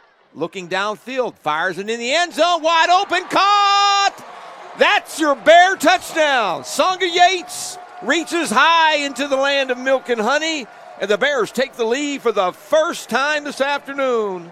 And I don't know what happened to the defensive back. When I saw the ball in the air, my eyes went downfield, and I saw Songa Yates in the middle of the end zone and nobody within 10 yards of him. The defensive back over here, I don't know if he thought they were playing zone and he had the inside help down there. There was nobody around when he caught that ball. I think he fell on his keister. Well, I tell you, they've been playing a lot of man-to-man coverage. Extra point. Good. 1:44 to go. Bears out of the timeout. Jalen Ferguson's second touchdown pass of this second quarter. The Bears now lead 14-10. Yeah, 1:44 to go. That's right. Limestone, with Noller, we'd said that's way too much time on the clock to give him. But this kid, maybe they don't try quite as much. Their game plan has worked exceptionally well, except for a bad snap. They had a bad snap from the quarterback. Not a bad snap. I take that back. The kid mishandled it. It was not a bad snap by the center. It was a good snap. It was mishandled. Agreed. Let's look at some stats here. So the Bears do take the lead. Second touchdown of the day for Ferguson. 9-play, 75-yard drive culminates in the touchdown. And earlier, Ferguson to Robertson on a 9-play, 75-yard drive. So two scoring drives of 9 plays and 75 yards have the Bears ahead. Limestone has 29 plays run for 158 yards. The Bears have run 24 plays for 181 yards. The Bears have 133 receiving, and Limestone has 93. The Bears have 48 rushing, and Limestone has 65, and a lot of that came on the first drive. Gutsy performance by the Bears, too. Down 10-0 at home here, homecoming. They rallied back here to take the lead with 1:44 to go in the second quarter. Got to cover this kick, too. We hadn't been able to kick it out of the end zone, so they've been able to run it back. They got some threats when it comes to running the ball. They run it back this time to the 15. They're not going to make it to the 20. Great job. Good coverage unit that time by the Bears. Burrell in there for the stop for LR. Yeah, number 27. I like his get up and get after it there. Who was that? Jacquez Frederick, linebacker, 5'11", 201, redshirt sophomore from Columbia. Damian Savage also in there. There are about 6 guys with the gang Bears, tackle that time. This is where the Bears have to be careful now. We want to get a pass rush if we can, but we don't want to give up anything. If they're going to take it down the field and get a field goal out of it or whatever, that could be a blessing for the Bears. But what we don't want to give up is the big play right here. What was most encouraging, the Bears are now starting to run the football with some more regularity here in the second quarter. And they'll get the ball to start the second half as well. Back to pass, Stinson looking downfield, fires it downfield. It is caught. Back shoulder throw. What did I say? Right to the 50-yard line. We don't want to give up the big play, and he runs right by our corner. We must have been in too deep, but corner stopped. And he thought the safety can't get to the boundary. You got to cover him all the way down the field and to get help from the safety. We just stopped out there and let him run right by us, and the safety couldn't get over there. That's just way too easy. Stinson again. They'll throw the same pass play down the field, and it is knocked away by the Bears. Boy, we're lucky we didn't get called interference in. The defensive back over there, I believe, is it Royce Turner over there? Royce didn't see the ball. Again, that was the play that we dreaded. I have dreaded because people are going to do it. They're going to run it down the boundary, throw it up to grab, and if our corner doesn't see the ball, he interferes or the guy catches it. That's the way it's been for the last few games. So we got to do a little better job with that. Nick Cheely got over and helped out that time to knock it away. 2nd and 10, stops the clock, 1:13. 2nd and 10, ball's at the 49. They got 3 receivers. We're going to call timeout. They got 3 receivers, and we never could figure out how we were going to cover them. Yeah, we're not lined up properly, so the Bears get a timeout. Let's keep it right here. Yeah, there's too many people pointing fingers out there going, okay, we're doing this, we're doing that, and nobody knew exactly what we were doing. That's a heads-up job by the coaching staff. So rather than be very cautious and try to maintain possession, Limestone has now just gone on top, tried to throw the ball and get on the board once again with 1:13 to go here. First time they trailed all day, 14-10 in favor of the Bears. Emory and Henry stretching their lead over Carson Newman, 14-3. And it's Tusculum trying to get their first win, leading Anderson 17-14. Yeah, the Bears, Jaden Stinson for Limestone is 10 of 13 for 123 yards. And I don't think they've up. Let's see. I think with that last pass, he would be much more than that. No, that's what it says. 10 of 13, 123. The Bears are 9 of 13. Ferguson, 9 of 13 for 133. This game's playing out like it did last year down at Limestone in Gaffney, where they had over 500 yards of offense, and we had just shy of 300. And yet the Bears came away with a walk-off win. And made some big plays. Yeah. Made some big plays in the kicking game, a block kick. Field goal, walk-off victory. Now we got to be smart right here. They got 2 receivers to each side. We've got 3 over 2 on both sides. The guy we got to look out for is a running back out of the backfield. And the left tackle's in the backfield if they've ever called that, but they never do. Call it. Back to pass. Stinson time throws it deep downfield. It's going to be nearly intercepted. Hit him right in the face. In the face mask. That's that? Chile. Good Nick Chile. Gosh, I mean that ball hit him right in the face. Playing safety there. Playing center field. I think it surprised him because I thought, man, that's an interception going to hit him right in the stomach. He overthrew the crosser. When you overthrow the crossing pattern down the middle, that's what can happen. And that ball hit him right in the. I don't think he saw it. I think it got to him too quick because as that receiver ran across the field, he may have had his view blocked slightly by the receiver. 3rd and 10. 1:06 to go here. Huge play right there. That Trips is a right. Huge play.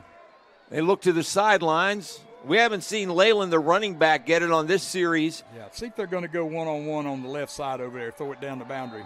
Oh, they just said a man in motion, and it's a penalty against Limestone. You can't go in motion across the line of scrimmage, can you? That was a new one. Unless we're in Canada playing Canadian Football League.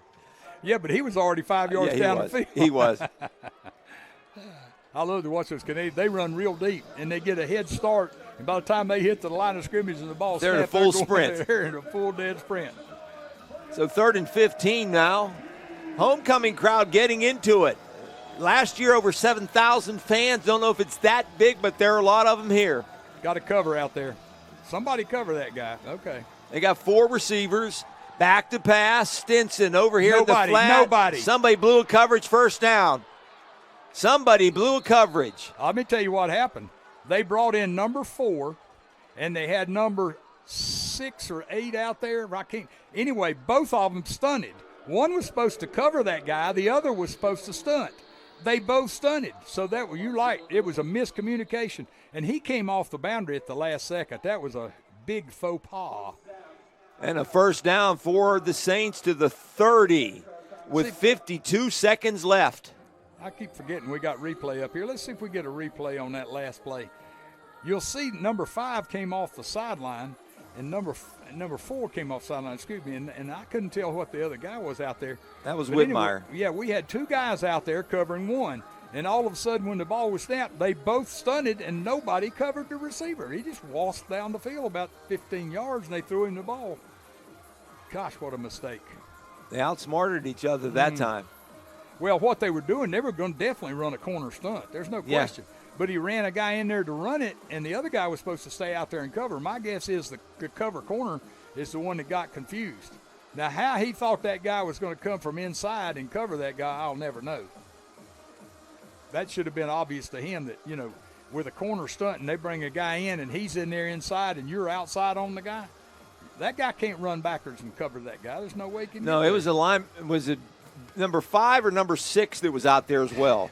It looked like 6, I want to say. Yeah, it was Willis. I don't know why he would have been out there covering a wide receiver, though, because 4 came off the bench. I'm not sure. And Chris Brown, I thought, had already come out of the game. But anyway, regardless, it was a huge mistake for the Bears. We made 2 really bad plays in this of possession, and they got 52 seconds left. What was it, a minute 44? Yeah. So they've only used about 50 seconds to get to this far down the field and got a chance to score and take the lead or kick a field goal and be one down. And that was 3rd and 15. Back to pass. Stinson will throw it this time. Looking left, he's got all kind of room to run, and he will. Slides out of bounds inside the 30, now to the 27 is where they'll mark it. Short gain of 2. Stops the clock. 45 seconds left. Bears on top, 14-10. It's been a back and forth here this afternoon during homecoming. Pretty much what we expected between the Saints and the Bears. Well, Went down to the wire last year. You know, the thing about offensively what he's doing right now, Stinson, he's not made the big mistake. You know, he threw a couple of balls that could have been intercepted. He had one but it wasn't intercepted. You know, and that's the kind of play they needed. They needed something like that because they had the bad or the mishandled snap on the field goal. Got second life after the Bears dropped an easy interception. Back to pass Stinson, looking left, crosser across the middle, and it is caught. No tackling. And down to the 20. Boy, that's just poor tackling right there. Again, we had that guy right there for, you know, he was going to be 3 or 4 yards short of the thing, and I think he got down there and got the first down or close to it. Again, no timeouts for Limestone up to the line of scrimmage. They run it with Leyland up the middle. He is stopped and pushed back to the 19 on a 3rd and 1. Let's see if he got enough for the first down. They're marking it back. I don't think he didn't even get back to the line of scrimmage, I don't think. Roll the clock then. No, roll the clock. No, they're going to go for they're going to call it. They don't have a timeout. I know, but they had already decided they were going to have a measurement. When the guy came off the boundary, the guy gave the signal. The white hat. They're sure slow. The guy was pretty sure he was short. They're slow. Well, you got a couple of things you can do in this situation. You either got to go field goal, or you go for it on 4th if it's short, and then you got to throw the ball into the end zone quickly, or you could clock it maybe. He's short by a tad. No, he got it by a tad. Boy, I'll tell you what, all our players are looking at it. Doesn't matter now. The white's already hat. He's got sole possession of the lead. First down. Yeah, first down at the 14, right. At the 19. Check that. Right. They got to clock it. They out of timeouts. Aren't they? No, they are. They got to clock it, or they got to throw this one in the end zone. They can get 2 to 3 plays here, depending on how quickly they throw the ball. Now they're going to wait again. They're deciding what to do here. What? Okay. That's okay.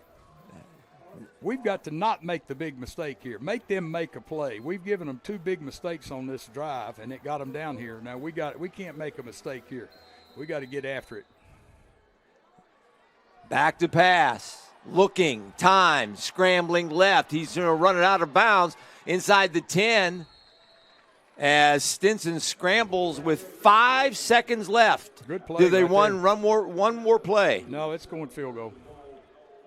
That's a smart play. Smart play. You're going to run one play from the 8-yard line, or you kick the field goal and you go in halftime 1 point. You know, that's a smart play. Now we got to be alert here, make sure if he kicks it, let him make it. Okay? Don't let him fake it. Ball's going to be set at the 15. This is not a fake situation, but that's when you do fake it, when they don't think you're going to. 25-yard field goal attempt. Snap is good. Kick is high enough and long enough and good enough. That's your end of the first half. Limestone gets 3 points. That's half. 14-13. We go to the break here at homecoming Moretz Stadium. The Bears lead it. When we come back in the second half, they'll start it. LR will be on offense. Trailing 10-0 at 1 point. The Bears go to the break leading by 1. It's LR 14, Limestone 13. This is the Bears Sports Network. Emory and Henry, 17-3. 54 seconds to go in the half. Chapman Cattle Company, we believe quality food starts from home. Well, maybe not your home, but ours. Our cattle and hogs are fed with wholesome and safe feed, and that's the way it's always been. Our family has been growing cattle in Taylorsville, North Carolina since 1967. We offer both beef and pork and a whole selection of homegrown meats. So if you want to try some for yourself, visit us on Facebook or Instagram or call 828-514 0526.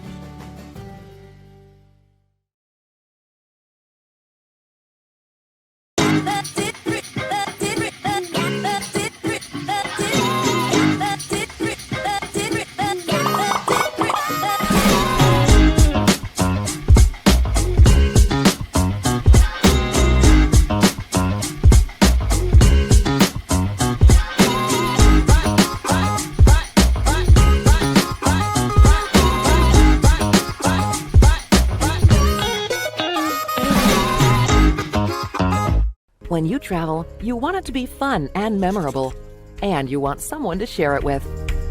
At Christian Tours, we handle all of the details of your vacation. No need to worry about driving, hotels, tickets, or restaurants, which gives you the freedom to enjoy your adventure. Traveling with Christian Tours means you'll have many new friends to share your journey with. When you're ready to travel, call Christian Tours, making travel easy. Celebrate great with Carolina West Wireless. Great new phones and a great customer experience, all on our great nationwide high-speed network. Stop by today and get big savings on select Samsung smartphones, like $350 off the Samsung Galaxy S20 and S20 Plus, and $350 off the Note 20 and Note 20 Ultra. The great savings continue with 4 lines of unlimited data for just $35 a month per line. Celebrate great savings and go stay connected wherever your travels take you.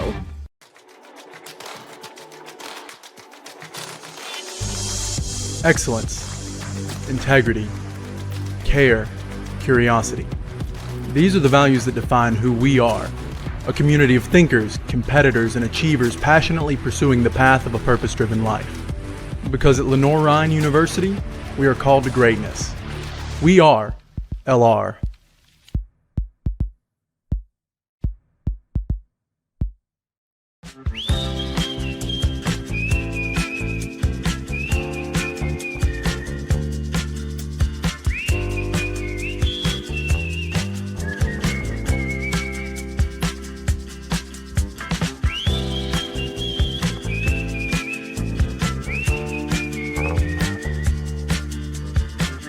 Doesn't matter who you are, Everett has you covered.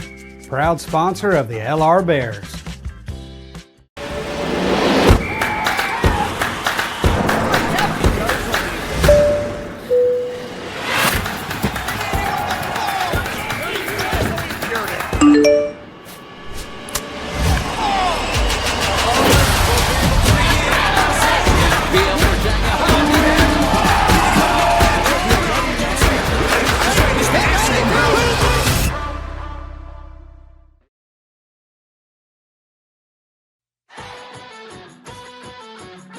Hey Bear Nation, Fran Eagle here, co-owner of NBA Roofing, a family-owned roofing company that has been serving Hickory and the surrounding areas for over 15 years.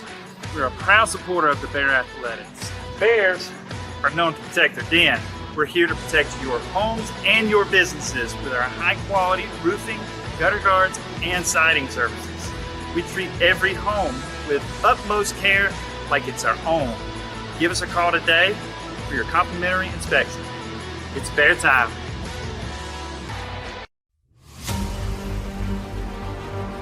Everything the light touches will be yours. You must remember who you are. The one true champion.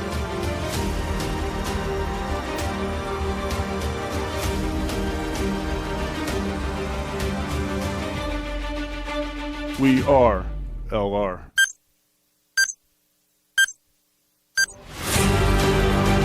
We are. We are.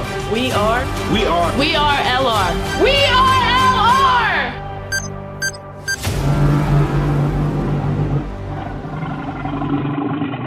The Francis W. Phipps Award from the Dean's Line College of Business and Economics and is passionate to represent diversity and first-generation students.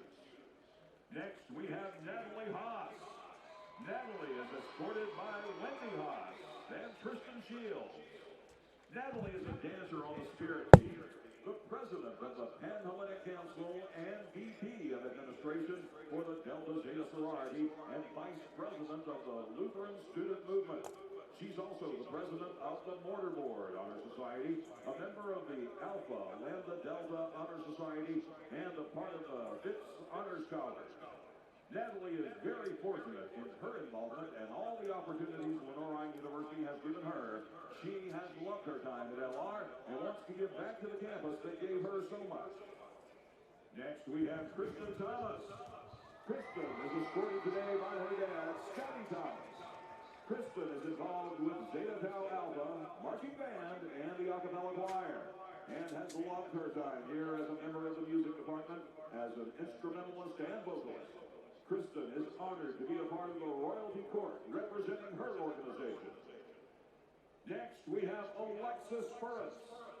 Alexis is escorted today by her younger sister, Lillian Burris.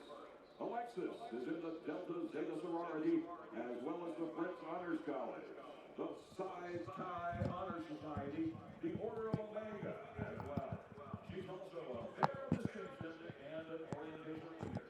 Alexis is honored to represent her organization on the homecoming court. Please join us in a round of applause for our LR 2024 Homecoming Royalty Court. It is truly an incredible honor. 31-14. It was a student-led effort to move for our students this year. After 309 student votes, we are proud to announce our winners of the Lenoir-Rhyne 2024 Homecoming Royalty Court. Our two winners for the LR 2024 Homecoming Royalty Court are Natalie House and Isaac Riggs.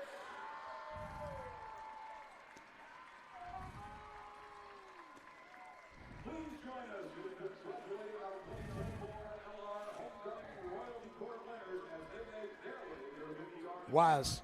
Wise 3, Mars Hill nothing, first quarter. By our 2023 Homecoming Royalty winner, Carolina Allen. Dr. Harry Titus, Assistant Vice President and Dean of Students, is presenting each Royal with their own signed football from the football team and LR supporters. Congratulations to all students on our Homecoming Royalty Court. We are grateful for your dedication and passion for LR and cannot wait to see what you do after your time at LR. Let's have a big round of applause, folks.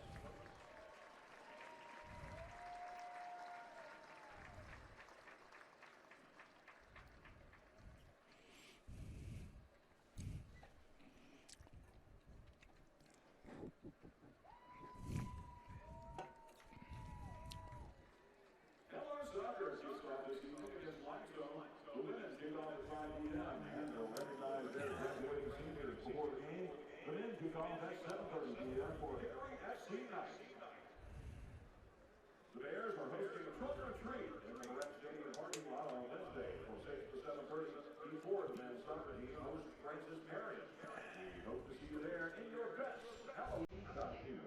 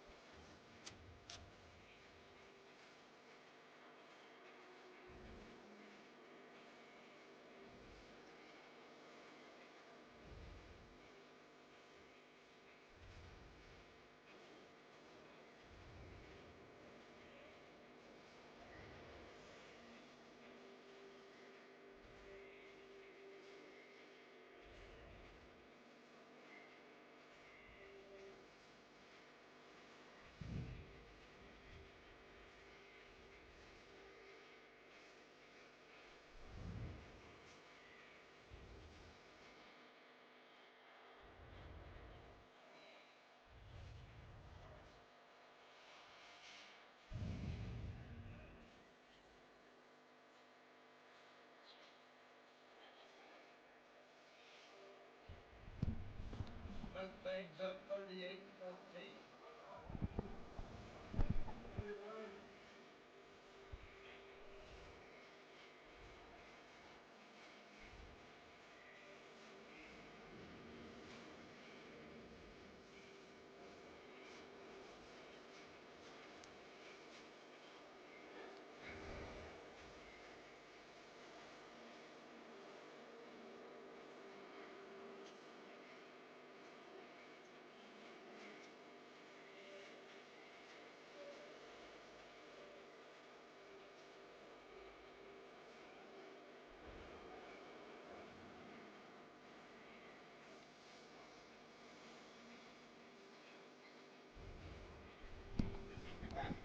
Martell 7. I don't know, I can't hear you. He'll be back there. He'll be back. Martell 7, last 3. 2:13 to go in the first quarter.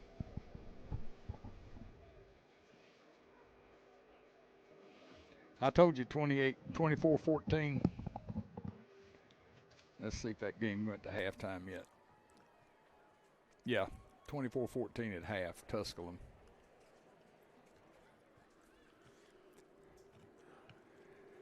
And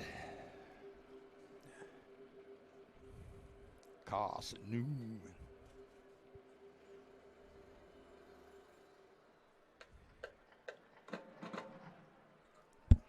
17-3 at half.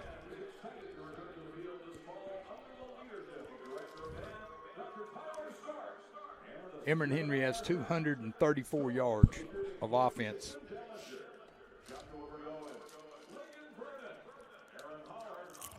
Carson Newman has 149 and 0 passing yards, 149 rush.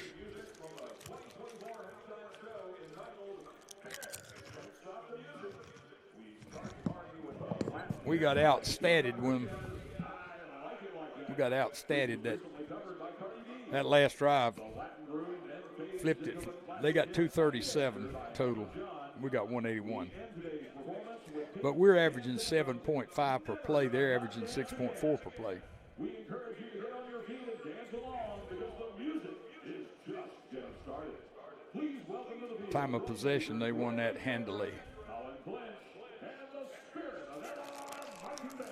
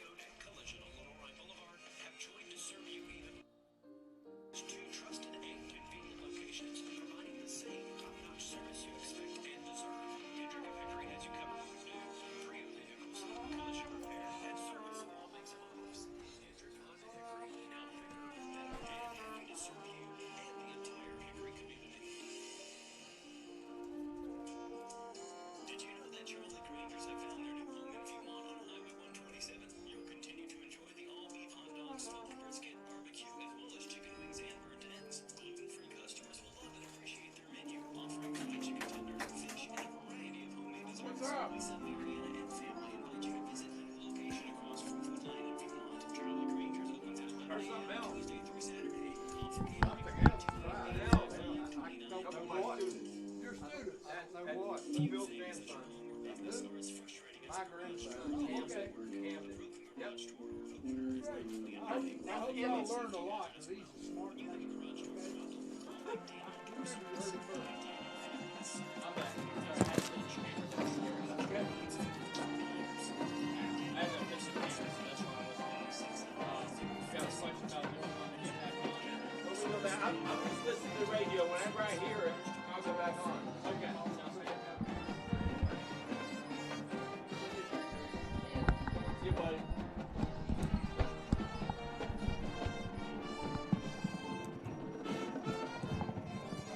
Good afternoon, ladies and gentlemen. Welcome back to the Helen and Leonard.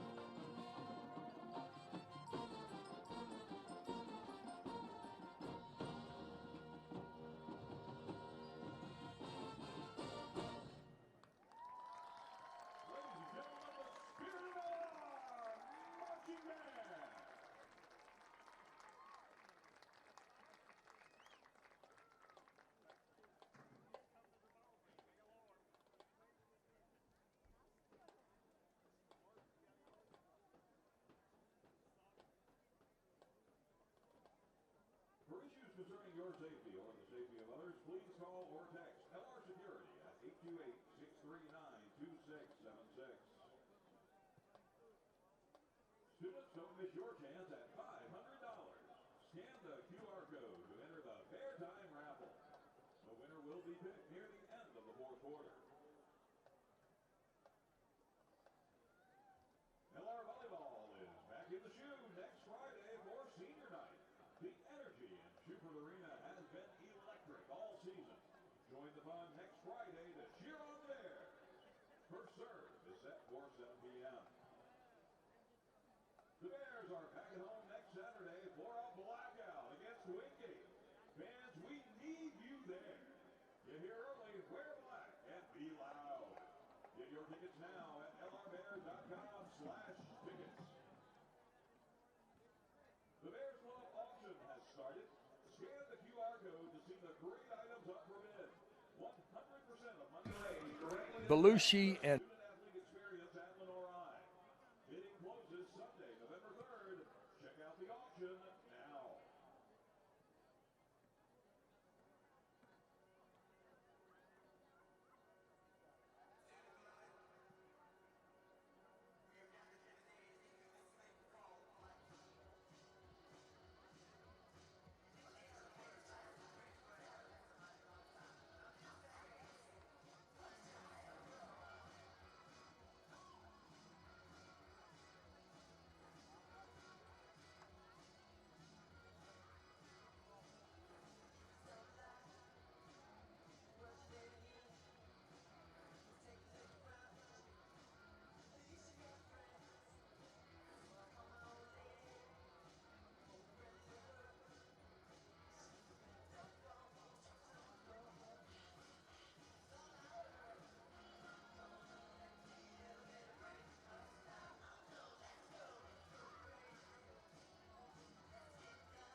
drives were 75 yards, both scoring drives for the Bears and 2 touchdown passes for Ferguson before a late field goal by Limestone to cut the margin to a 1-point game, 14-13. Bears will get the ball to start the second half. They'll get it first, and as former Bear Jeff Boggs, who I text with back and forth and is in the stands right now, asked me, what do you think about the second half? So I'll ask you, what do you think about the second half? I think it's going to continue on. I think Limestone showed their cards early. They said we're not going to be a spread, throw the ball all over the ballpark team. We've lost our All-American quarterback. We're going to play smart. We're going to run the football. We're going to throw short passes. We're not going to put our quarterback in a position where he can make bad throws. We're going to keep it simple for him and he can throw the ball. He's got some experience, even though it might have been at another school. But he's a good player, so they're doing what they do. And of course, like I said about Coach Socha at the beginning, he's going to come out. We're going to run what we've run, and we're going to do what we do. And that's the way it is. He came out at first of the game. We thought, well, maybe you'll run it. The first 2 plays of the game were passes and completions, and moved the ball down the field, and then ran the ball successfully at times. The great thing is it looks like we've got 4 running backs that have played in the first half and carried the football. Statistically speaking, Limestone won the stat battle. They had 15 first downs to the Bears 10. They rushed the ball 21 times for 80 yards. The Bears rushed it 11 times for 48. So we had a 4.4 average. They had a 3.8 average. They had 157 yards in receiving. We had 133. They were 12 of 16, no interceptions, and Ferguson was 9 of 13 with 1 interception. So for total plays, they ran 37 plays for 237 yards. The Bears only ran 24 for 181. But on a per-play average, again, the Bears averaged 7.54, and Limestone averaged 6.41. There were only 2 kick returns in the game, and both of them were kickoff returns by the Bears after touchdowns that the Bears scored. And again, these 2 teams went down to the wire a year ago down in Gaffney, South Carolina. Bears win in overtime on a walk-off field goal by Brown for LR. And in that game, Limestone had over 500 yards of offense. The Bears had 292, and yet LR came out on top. Today in the first half, the Bears had their largest margin trailing in a football game this year, and they rallied to take the lead here to start the second half and leading by 1 here, 14-13. Some scores in and around the South Atlantic Conference right now. The other big matchup is going on in the western side in the Mountain Division, and that's Emory and Henry and Carson Newman. And right now it's Emory and Henry leading 17th ranked Carson Newman, who is undefeated 7-0, leading that game 17-3 at halftime. Tusculum on top of Anderson, 24-14. In the last report, it was Mars Hill leading Virginia Wise 7-3. I had a chance to talk with Tommy Laurendine earlier today, the former Bear quarterback, assistant coach, and now tight ends and offensive line coach for the Navy midshipmen. They're playing Notre Dame this afternoon. And there are a couple of guys on that staff that have LR ties. Of course, Drew Cronick, the head coach for the Bears back in 2018 and 2019, is the offensive coordinator at Navy. David Cole, who was an assistant coach for Mike Keller and later with Drew Cronick, he is a defensive backs coach for Navy. So, but right now, not good news if you are a Navy fan. They came in undefeated on the season. They're trailing Notre Dame big time that game. 38-14, with about 6 minutes to go in the third quarter. And update on that Tusculum score. It's now Tusculum 24, Anderson 21. And Mars Hill now has jumped out to a 14-10 lead over Wise. The Emory and Henry game, it doesn't surprise me. They are at home. Carson Newman playing there. And like you said, Carson Newman's on their, fourth quarterback? Fourth quarterback. Yeah. That's the one thing about that, as we know from our experience, your quarterbacks can get hurt running that offense because they're going to take some pounding. Especially in your first year. Yeah, especially in the first year when your line may make a few mistakes of their own. But, Carson Newman can come back, but they had 0 passing yards in the first half. Everything they had was rushing. So, if Emory and Henry can control the football, they could easily hang on and win that football game in my eyes. So we'll have to wait and see what they do. It's just funny the fact that all these teams that are vying for first place in the lead and the SAC are all under first-year head coaches, including Emory and Henry's coach, who was named head coach like a month before the season started. Yeah, and he's an interim coach. They call him an interim coach, but he's done such a good job. He may get the head job there. I got to tell you that I was talking about what happened last night with the guys of the 74 team. Bill Carter and I go back his first year, or actually his junior year. He was a defensive lineman. I was coaching defense then, and his senior year I became the head coach, and I moved him over to offense. And he moaned and groaned the whole time. He wanted to play defense. He wanted to be a defensive player. But I moved him over on offense, and he and Wilmer Walker and some of those guys we had back then, Jack Yoder, Craig Kaiser, they made the difference for us being such a great offensive team. And I think Bill has gotten finally over that. But he was playing John Belushi last night in the Blues Brothers, and Bob Hall was doing Dan Aykroyd. And I understand it was fantastic.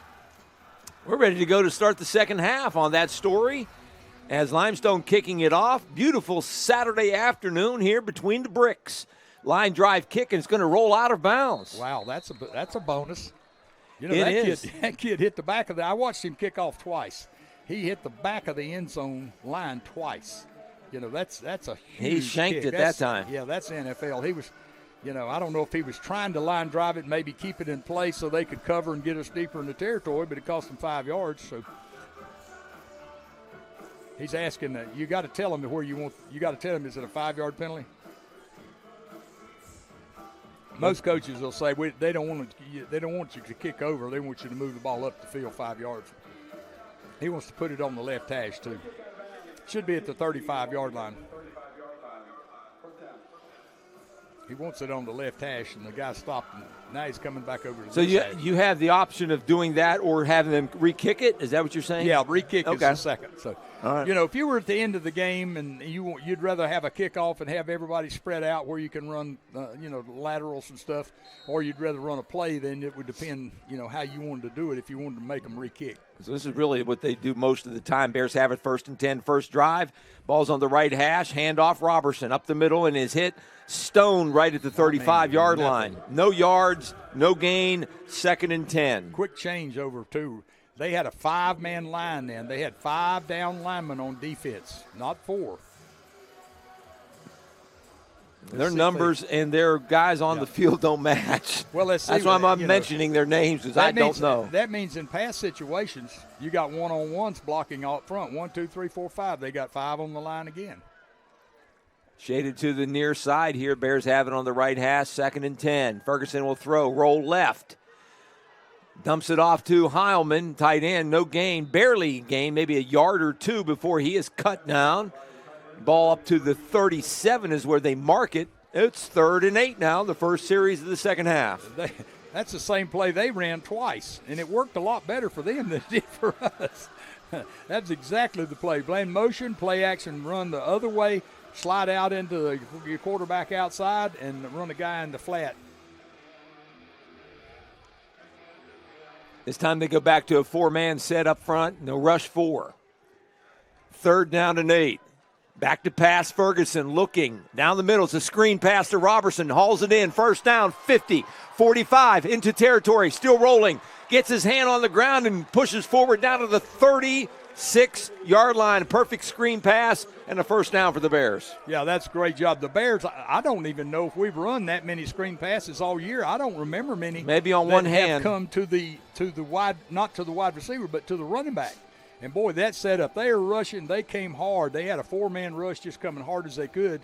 And we had the other guys blocked good enough to pick up the 1st down. And then Robertson running really was outstanding. They mark it at the 38 of Limestone. Bears have it. Back to pass, Ferguson. Time again. He'll roll the pocket, throw right and high and out of bounds, incomplete. Great catch on the sideline by one of our graduate coaches there, I believe. Coaches or somebody. Well, that's a great catch. Went up with one hand and caught it, but that's a good throwaway right there. Jalen doesn't need to be, especially at this position on the field. That was 1st down. You don't need to be taking any chances right here.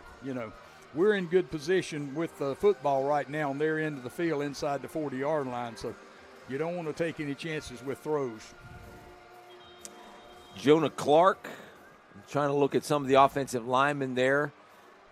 up front for the Bears. Again, LR is kind of mixing and matching as the offensive lineman up there on 2nd down and 10. I think waiting on the officials. What are they doing? I think they're respotting. Yeah, there was an incomplete pass, so the ball comes back to exactly the line of scrimmage. I think they had to spot it in maybe off about a yard where it should have been. 12:56 to go, third quarter. Bears on top by 1 in this big South Atlantic Conference separation Saturday as teams are all jumbled up in the league, both divisions. Somebody's going to take over the league lead here with wins this afternoon. 2nd and 10, left hash. Bears going left to right, closed in at Moret Stadium. Robertson on a delay, and he's going to be tackled. Nope, spins out of there. Cuts back through and still trying to find some space. He will make something out of barely nothing. They're still going. They let him shove it on down there. He wound up with almost a 5-yard gain. He did. That was a rugby scrum if there's ever been one. You had all the guys in black jerseys pushing one way and the guys in white jerseys pushing the other. And somewhere in the bottom of all that was Ty Robertson trying to pick up a couple more yards. So they call it a gain of 4. Yeah, 4 yards, 3rd down and 6. Well, George Thurgood playing on the loudspeakers. Bears to the bone. Back to pass. Ferguson. Wide receiver screen. This is Agnew. We're running with the football to the 30, flag down. Yeah, couldn't get much. I bet it's on us.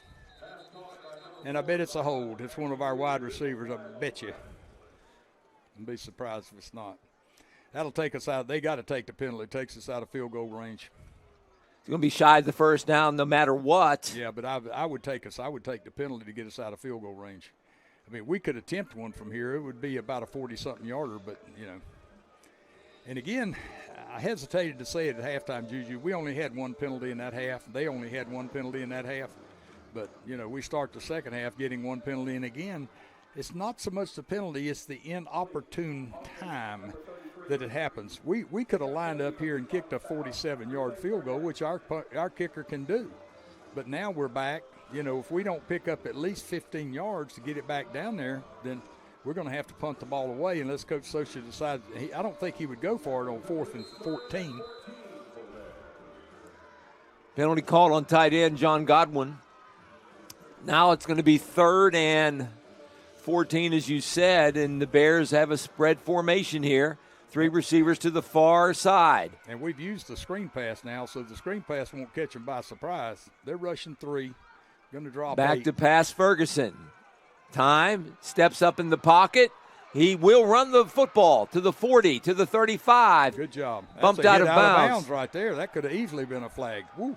If that had happened in our sideline, I'm going to promise you that's a flag. He hit him beyond the white over there. There's a white boundary over there that the players are supposed to stay behind that. And he got hit after he crossed that white boundary. If that had, like I said, if that had happened on our sideline, got it down to about a 4th and 7 or 8. I don't know if he feels good with a field goal from here, so he's going to probably go for it. Yeah, they're kind of in between. Yeah, the ball sits almost exactly on the 33-yard line. Got to get down to the 27. Yeah. So 4th and 6. Bears look like they're going to go for it here. 4 receivers out. Robertson back to pass. Ferguson. Time, throws down the middle, and it is tipped away and complete. Great coverage. Good throw. That was a great route. That was a great throw, and that was great coverage. And the coverage won out. You can't say anything about that other than that's a heck of a good play by the corner from Limestone. That was a stop route to pick up the first down.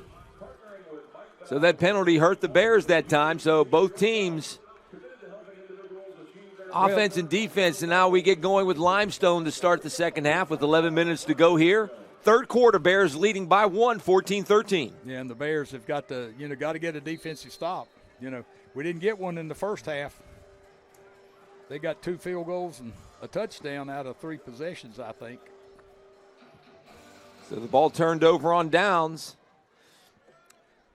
And here's Leyland with the run up the middle.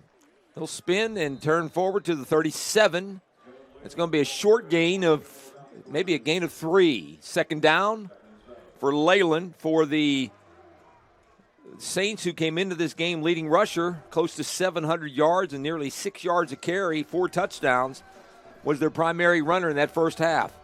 And again, their game plan is exactly what they did in the first half. They want to run the football, but they want to throw play action passes where they can fake the run and try to hit somebody, make it a simple throw. Here's the one right here. Let's see if they bring this guy in motion across. 2nd and 7. Here he comes. Low snap. They hand it to the back again, Leyland. It's almost like they set up, it's no gain really, 3rd down and 7. It's like they run one play to set up the next. That almost looked like a run-pass option because number 3 came across, ran out in the flat, and he looked back for the ball, but the quarterback had handed it off. I think that may have been a run-pass option. He could either hand it off or just roll out real quick and hit the guy in the flat who was wide open had he done it that way. Let's see if they do it again. See, they put number 3 in there and put him on the slot, and they bring him in motion a lot of times and just clear out, and he's going to run right out here in the flat. This is what has been their modus operandi up till now. Let's see if they do it again. 3rd down, big play here for the Saints. They run it up the middle. Nope, it's one of those plays, and a good play by the Bears in the open field and a tackle. That is a great tackle. Number 9? That's Cheeley. Nick Cheeley, the graduate transfer from Eastern Kentucky, whose high school coach is probably here today, Mike. Nick Cheeley's high school coach is Joe Glass when he was at Eastern Guilford. Head coach at Hickory High School right now. That was the way a tackle's supposed to be yes, made. It is. He came up and he locked both arms around that guy. And, he's got to make that tackle or the guy's going to pick up the first down. Fair catch. First punt of the afternoon. Let it hit the ground. Oh, my God. And it does take a little bit of a limestone bounce and then bounces to the 23. So the first punt of the afternoon, we're 8:45 to go midway 3rd quarter. And the Bear offense now back out there leading by 1, 14-13. Jalen Ferguson this afternoon, the Bear quarterback, 2 touchdown passes in the first half. First one going to Ty Robertson, the second to Songa Yates. Have the Bears on top here by 1. I thought we might get a TV timeout. The official walked down on this end of the field. He's gonna call it. I guess he's gonna ask for a TV. This is a TV timeout. Yep. So let's take a timeout. They tell us to, so we will. With 8:45 to go, 3rd quarter, your score, it's Lenoir-Rhyne 14, Limestone 13. This is the Bears Sports Network. Marseille 21-10. Almost at halftime.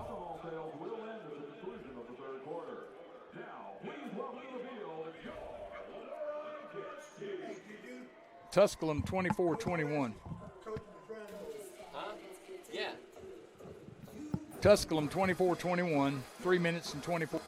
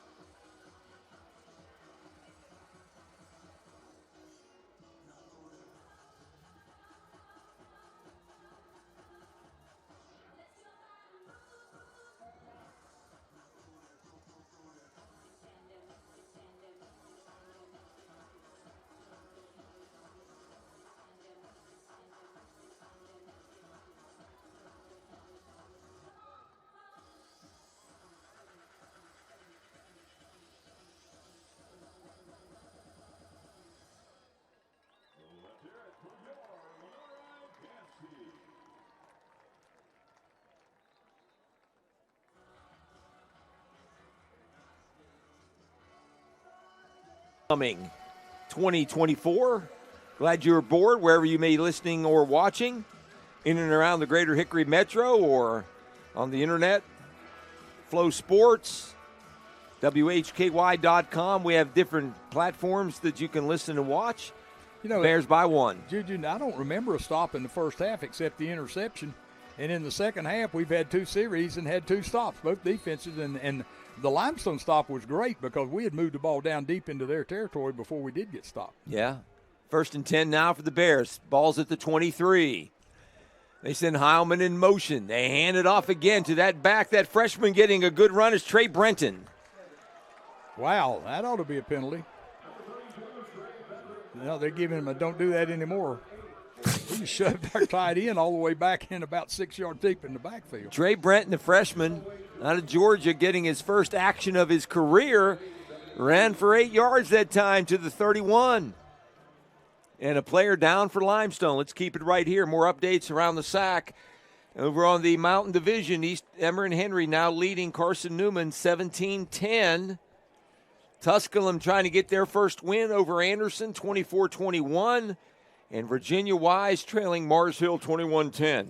You know, some guys just look like a football player in a uniform. I was just watching Trey Benton as he came to the sideline there. He just looks good in that uniform. You know, the uniform fits him good, and he just looks like a running back, you know. Nice number, too. He's built low to the ground. Yeah. And you know, he just looks like he could run with the football. Is there a more famous number of the running back than 32?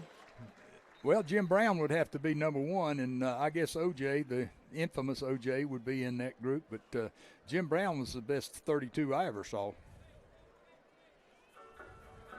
There were a lot of great backs in the 70s and 60s that wore 30. That was the number to wear if you were running back. Mm-hmm. Well, if you know, for all you kiddies out there that don't know who Jim Brown is, hit Google and find out who Jim Brown is. As you say, look it up. He played 9 years and led the league in rushing 9 years. And retired. Still make movies. And retired, made movies, yep. Made a lot more money doing it. Back in those days, they didn't make big money in the NFL like they do now. Second down and short. New running back in there is Robertson. And he gets the handoff and a hole to the 35 and a first down to the 37 is where they mark it. Ty Robertson on a delay handoff gets it up to the 37 and a first down for the Bears with 7:50 to go, third quarter. LR leading by 1. Robertson's got a little bit more of that quickness and elusiveness that we've seen in past years. Robertson's more of a little bit more of a stick-it-in-there type guy, but he looks like he's got the speed. If he ever breaks it, he can run it. First and 10. Ball's on the left hash. Ferguson takes the snap. He'll throw it. Back to pass across the middle, complete. That's Rogers for the first down into Limestone territory. They mark it at the 47 and a first down for the Bears. Great job right there. Great job right there. I tell you, Ferguson has no fear throwing that ball over the middle. He's been successful on that throw many times this year, and it's been a standard for the Bears to hit that throw. Once they get the running game going, you're right. It's all started too with the rushing attack, getting some leverage there, and then a first down into Saints territory to 47. McDaniel in motion. Back to pass Ferguson again. He lofts it down the field for McDaniel. Yeah, and out of bounds, incomplete. That's one of the few times they brought a stunt on the outside. When that guy went in motion, they stunted the guy from the backside where he was. And when they stunted him, Ferguson saw him coming. He had no chance. He could not hold that ball any longer than he did. He just threw it up. I think he threw it away more than he tried to throw a completion. Second and 10, stops the clock. 6:45 to go, third quarter. That's something I've seen teams do at other times. When a guy goes in motion, you see the guy over here, he's covering our inside receiver, Rogers, and if he goes in motion, he may come on stunt. That's what he did last time. This time is Jameer Fox is in at running back, and he takes the handoff. The Ashbrook native, nothing. Gastonia gets very little yardage, maybe a half a yard. It's going to bring up 3rd and 9, ball marked 46. Yep. He got a yard. That's pretty good. I wasn't sure he got a yard, but he got a yard out of it. He looked like he got hit almost immediately at the line of scrimmage. So, again, the Bears with a big third down play. Last time they went to Songa Yates out there on a one-on-one. Songa's not even in the game right now. That's number 3 out there. Is that? Yeah, Jacob Bell. Jacob Bell, yeah. He's got some action here the last 2 games. Big catch already today. Yeah. They send a man in motion. That's tight end O'Brien. 3rd down and 9. Ferguson will throw it. Back to pass. Time over here in the flat. Caught. 35. It's good enough for the first down. Yep, first down. Good job. Good play by, again, he goes to his favorite receiver, and that is Mr. Rogers in his neighborhood, and a first down. Yeah, you can't beat that, too. Just a good old out cut. The defensive back gave him enough room to make the cut. And, again, Jalen does what he does so well. He let go with the ball early and got the ball out. He didn't wait for the receiver to cut and get open. He threw the ball as the cut was being made, and that's what you got to do so it gets there quicker. Ferguson bobbles the snap, and I don't know if they got it back or not. He got it back. He got it back. Ferguson got it back. He simply bobbled the snap. He was in the shotgun, could not find the handle, then fell on the football. That's going to be a loss of 5. Yeah, I'll tell you what, the Bears, when our mistakes come, they seem to come at the worst time. We got a great drive going, and we're down there inside the 40-yard line at the 35. Bobble the snap, and all of a sudden we're second and long. They had a mishandled snap on a field goal that cost them 3 points, so they'd be in the lead right now. 2nd down and 15, 4:51 to go, third quarter. The Bears lead by 1. O'Brien goes in motion. They got 3 receivers far side. Ball's on the right hash. Bears going left to right to the closed end here, Moretz. Here's a pass in the flat to Robertson. And it goes all the way down to the 30. Pick up that yardage in some more. Yeah, got it down. It's going to be 3rd and 5. Yeah, 3rd and 5 is manageable. And knowing Coach Sosha, we get it down there to 3rd and 2, 3rd and 1, or 4th and 2, 4th and 1, we'll be going for it. That's the thing that makes him tough to defend sometimes, calling plays, because in this situation, most teams this would be a passing situation, and it may be for the Bears, but he will not be afraid to call a run here, because if he gets it down to short yardage, he knows he can run it again. 3rd and 5. They're going to throw it. Quick pass over here to Ferguson. His pass is incomplete. Nope, he fell down. That's Bell. He did catch it, but it's going to be a loss on the play back to the 30. That was actually a bad throw by Jalen. He underthrew the guy, and when he underthrew him, that meant he had to go down on the knee to get it, and he slipped. Bears kind kind of of make the decision. Is he going field goal? No, he's calling the play. It would be just shy of 50 yards if they were to kick it. Yeah, so for the second time here in this particular quarter. 47 or 48 yarder if he kicked it. So. And the Bears here again, a 4th down play, big. 4th and 5. They look to the sidelines and give him the play. He likes it. He told him back to to pass. Ferguson, he has a man open. He catches it at the 25, makes a move. That's Rogers. Gets the first down inside the 20. That last move, shake and bake, and a first down for Rogers. The Ari Rogers is just hard to tackle in the open field. I don't know if he made it on the catch. I'm not sure we had the first down on the catch. He didn't. And he made the little shake and bake move and got it down there. That was a great job. And Coach Sosha, give him credit. He had the play call, and he made the signal from the sideline when Jalen looked at him and said, "Go with the play. We got it. Don't change." First down, Bears. They mark it at the 18.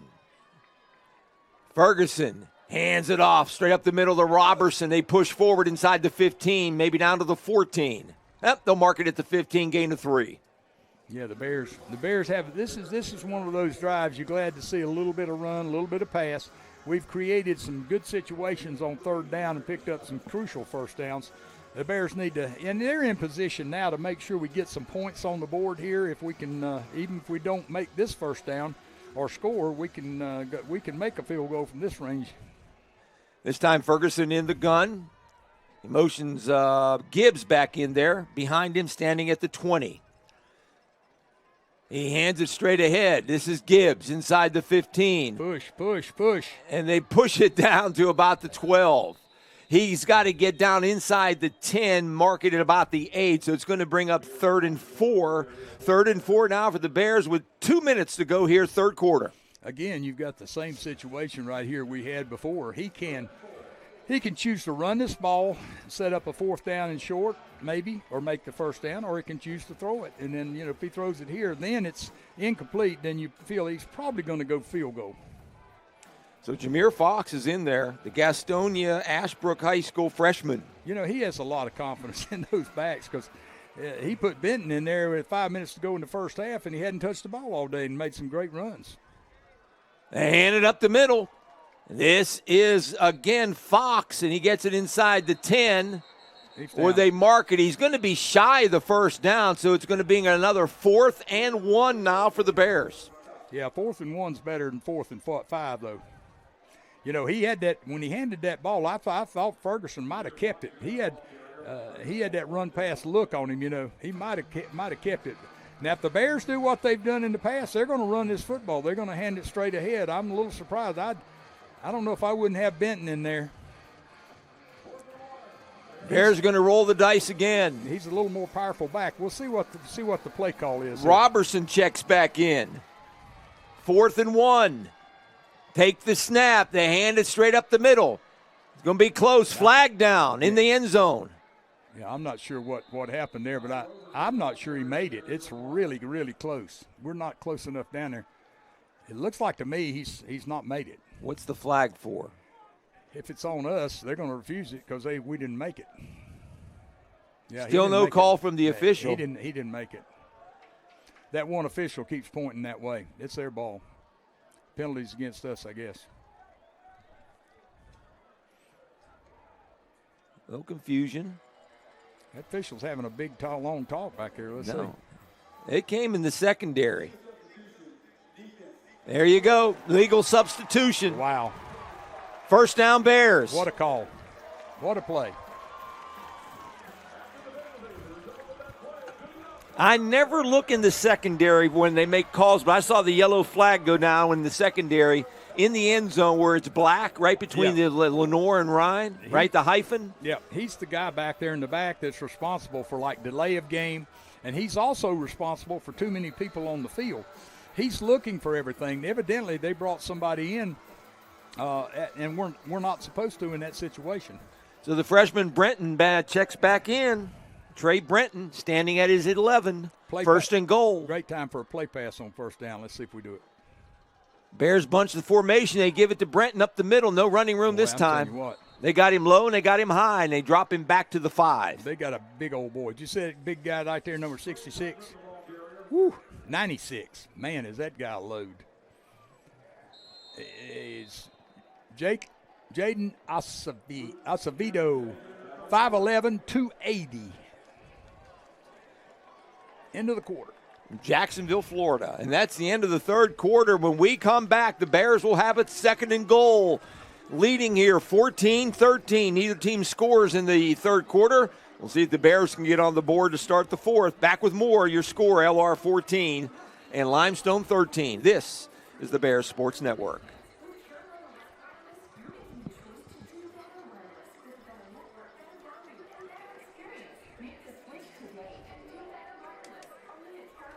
Good boy, tell him. K.E. on this beat.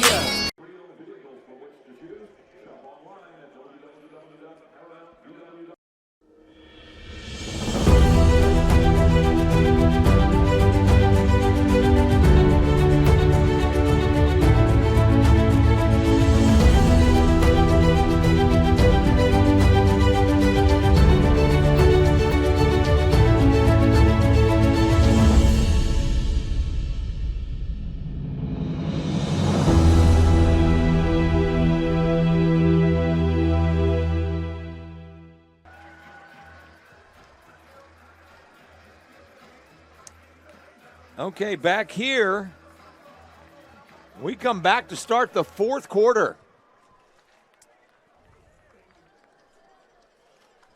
And the Bears have it second and goal. It's going to be marked at the right hash, opened end here at Moret Stadium. Big Bears series. on a long drive right now. Big series right here. I don't think, I don't know if this would be the final score if we score, but it sure would make it tougher. Second and goal. Ferguson rolling left, dumps it in the flat to Robertson. He takes it and is tackled. Bears got it. In the end zone, there's a fumble. Let's see who got it. The Bears had it. Touchdown! Yeah. Woo. Boy, that's a heads-up play. Number 2's right there. Yeah, McDaniel. And the guy Holy on the ball Moses. the ball on the ball was John Godwin. He's the one that round up with the football, John Godwin. Johnny on the spot. Well, both of them dove for it. Godwin and right here, when he lost the ball, they both dove at the same time. I thought that Donis McDaniel, number 2, I thought he's the one that had the football. Jalen waited a little bit too long to throw the ball out there to Ty. If he'd thrown it to him sooner, I think Ty could have made a move and scored easily. Bears catch a break. They get a touchdown. What is that considered? That's not a touchdown pass, is it? That's a fumble recovery. Fumble recovery for a touchdown, I guess. Uh-oh. Here's the extra point. Is up and good. Ooh. Went up and through. Bears get another break. That would have been a huge block. That would have made it a 7-point game instead of an 8-point game. We'll check on the scoring play. Godwin will get credit for the touchdown, but I guess it's a recovered fumble. It's not a touchdown pass. 21-13 Bears to start the fourth quarter. Back with more. This is the Bears Sports Network.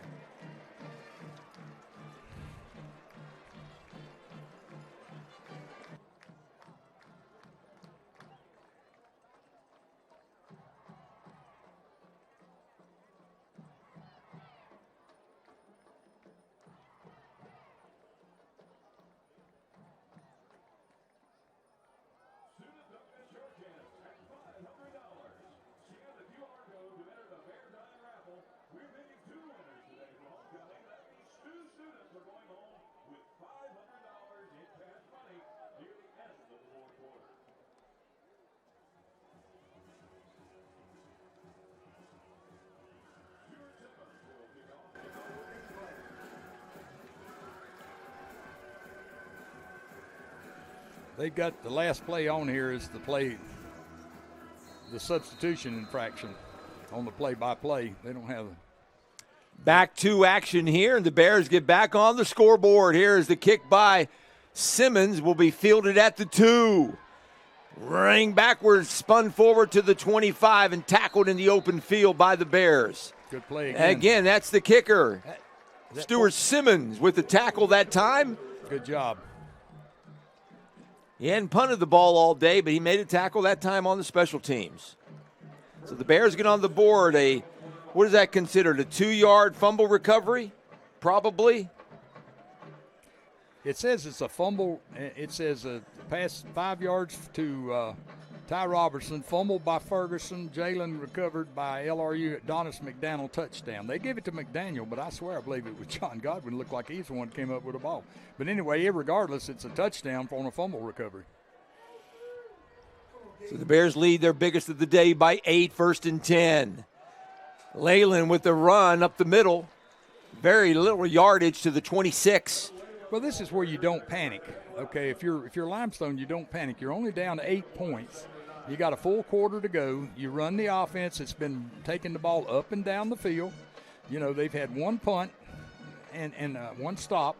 So, you know, do what you've been doing and just take the ball down the field. If you take it 10 yards at a time, so be it. Just don't panic right here. Bear defense needs to step up at some point on this drive. If they can turn the ball over to the Bears, we could go down and get any kind of a score, field goal or whatever. It would be, you know, make a world of difference in this game. 2nd and 9. Hand it again to Leyland. And he is stacked up at the 26. What they got to do is really give their defense some rest. Mike, what was that scoring drive? Do you remember? It's 3rd down and 8 coming now for Limestone.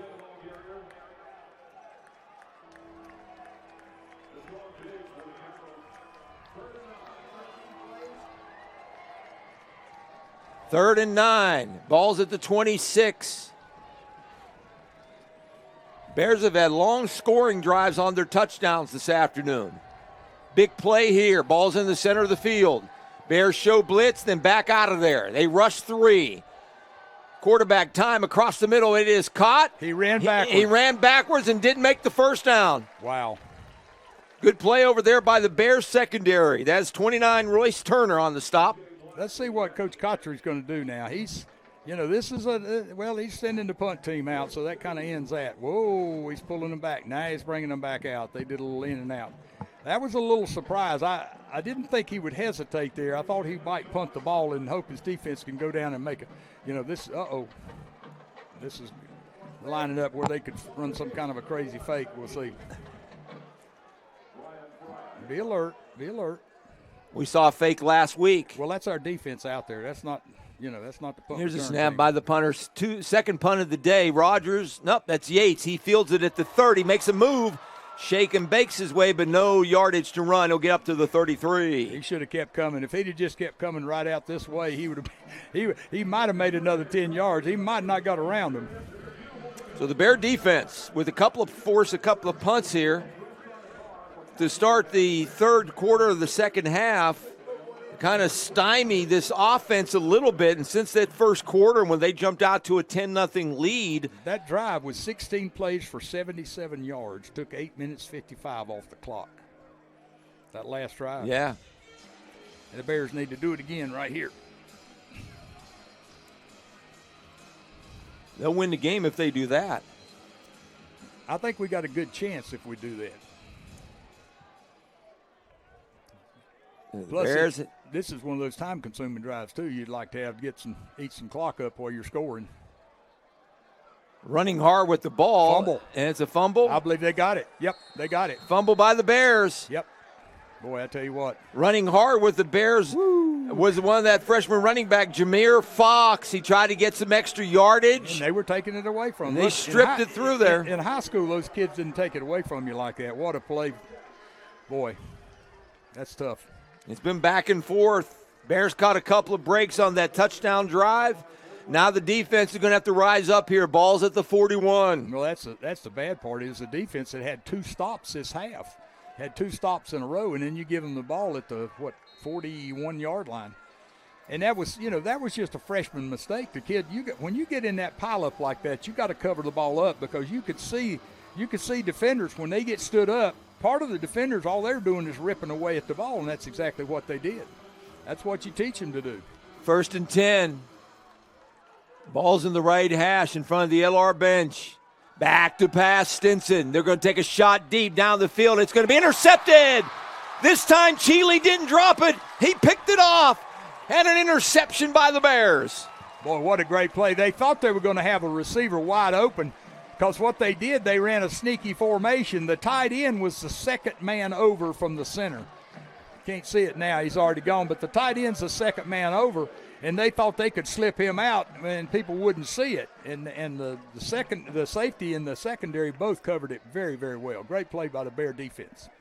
Great play by Nick Cheeley. Yep, he was cheeky that time as he picked it off. He kind of baited him, came over from his safety position and picked off the pass. He dropped one earlier, hit him right in the face mask. That time, not the case. He caught it up with his hands. And the Bears get the turnover right back this afternoon. Ball's at the 19. Is that Fox back in there or is that Robertson?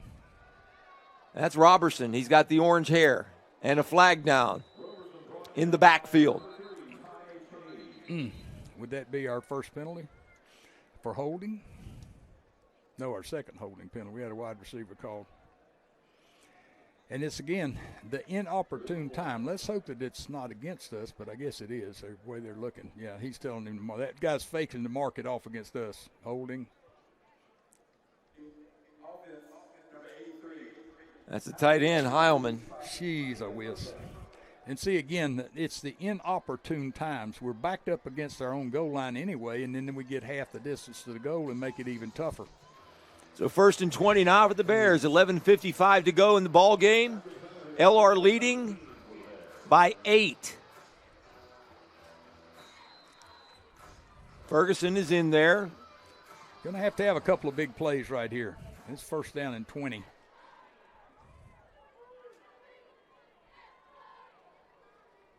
Robertson stays in there, takes the handoff. They run it up the middle. Gets over the 10, up to the 12. Short gain, 2nd and 18. Rogers checks back in at wide receiver for the Bears, who's came up with a couple of clutch catches today, especially that big drive of 16 plays moments ago. Had a nice couple of receptions across the middle. And then an out route, he picked off a pass, got one. So it's now 2nd down. Gain of 3. They mark it with 11 minutes to go in regulation. Great crowd here today, too. Congrats to the Bear fans for coming out for the support. The Bears, this is when the Bears need it right now, this point in the season. Back to pass, Ferguson. No pressure, lofts it over here. Had a man open. He broke late. Zion Agnew would have had the 1st down, but he broke one way and the ball went on the outside, incomplete. Yeah. Jalen let that ball go early like he likes to do. And he let it go right on time, but the is it McDaniel, number 4? Who's that? Agnew. I'm sorry, I get those two guys mixed up. Agnew broke in, and the ball was thrown out, and that would have been really a nice gainer. Got us down where it would have been about 3rd and 5, 3rd and 6. When we've had success on these downs through the season, it's mostly been that deep square across the middle route. Let's see if we run that some type of route. Back to pass. Ferguson. He throws it away. You got to. They had to rush on there. 4-man rush. Nope, 5-man rush. They brought somebody. So the Bears are going to be forced to punt for the first time all afternoon, the first time in 7 quarters. Yeah, again, the penalty was a killer right there. We fumble, give them the ball, get the interception, and then get the penalty, and all of a sudden we're punting the ball with them. They get the ball back somewhere around the 50-yard line with about 10 minutes to go. So Simmons, the sophomore from Fred T. Ford, averaging about 39 yards a punt, booted for the first time in nearly 2 games, standing in his own end zone. Hope his leg's not sore from all that practicing. Takes the snap, quick kick, high kick. Going to be field, nope, called a fair catch right near the 50 at the 48 of LR. That's a smart play. Don't let it hit the ground. Don't take a chance on a run and get in the fumble. Take the ball at the 48-yard line. Your offense has been stopped the last couple series, but, you know. Bears leading by 8. Carson Newman, the other team, right behind the Bears, nationally ranked 17th. They are trailing Emory and Henry 17-10 at last report. 11:42 to go in the fourth quarter. Tusculum 30-21 in the fourth quarter. Mars Hill 24-10. Starting, well, I guess it's starting in the fourth quarter. It wouldn't be the third, would it? What time did they start? Yeah, it could be the third quarter. That was a 2 o'clock game. 2 o'clock game. Yeah. So Emory and Henry trying to move into first place in the Mountain Division of the South Atlantic Conference. Led that game the entire way so far. Down at 1 point, 17-3. It's now 17-10 in favor of Emory and Henry. Yeah, that game for those two teams is just like for these two teams. The loser of that game, you know, Carson Newman, it doesn't kill them. It would kill Emory and Henry, I think. I don't think 2 losses would get it. But they would be tied in the conference. I believe both of them would have 1 loss in the conference. Yeah, that win that Emory and Henry got over us was huge for Emory and Henry. Interesting to see what happens the rest of the season, but, you know, I'm kind of interested in that Catawba game tonight, or at 3 o'clock, Catawba-Wingate. I think Wingate will beat them. I think they're the better team right now. But, you know, Catawba has played some people really good and lost some games in the last quarter, you know. So anything could happen. You just never know in this game. That's why we play, to see what's going to, you know, we don't play it on paper who's the favorite. It's just who goes out there and plays the best. Yeah, there's a new number 1 in Division II football this week. After Harding, the number 1 team in the country, longest winning streak in the nation, 25 games, averaging over 50 points a game, got beat last week by their big rival, Ouachita Baptist. Knocked them out of the number 1 ranking. They fell, I think, down to 6 or 7. So here we go. 1st and 10. Limestone trailing by 8.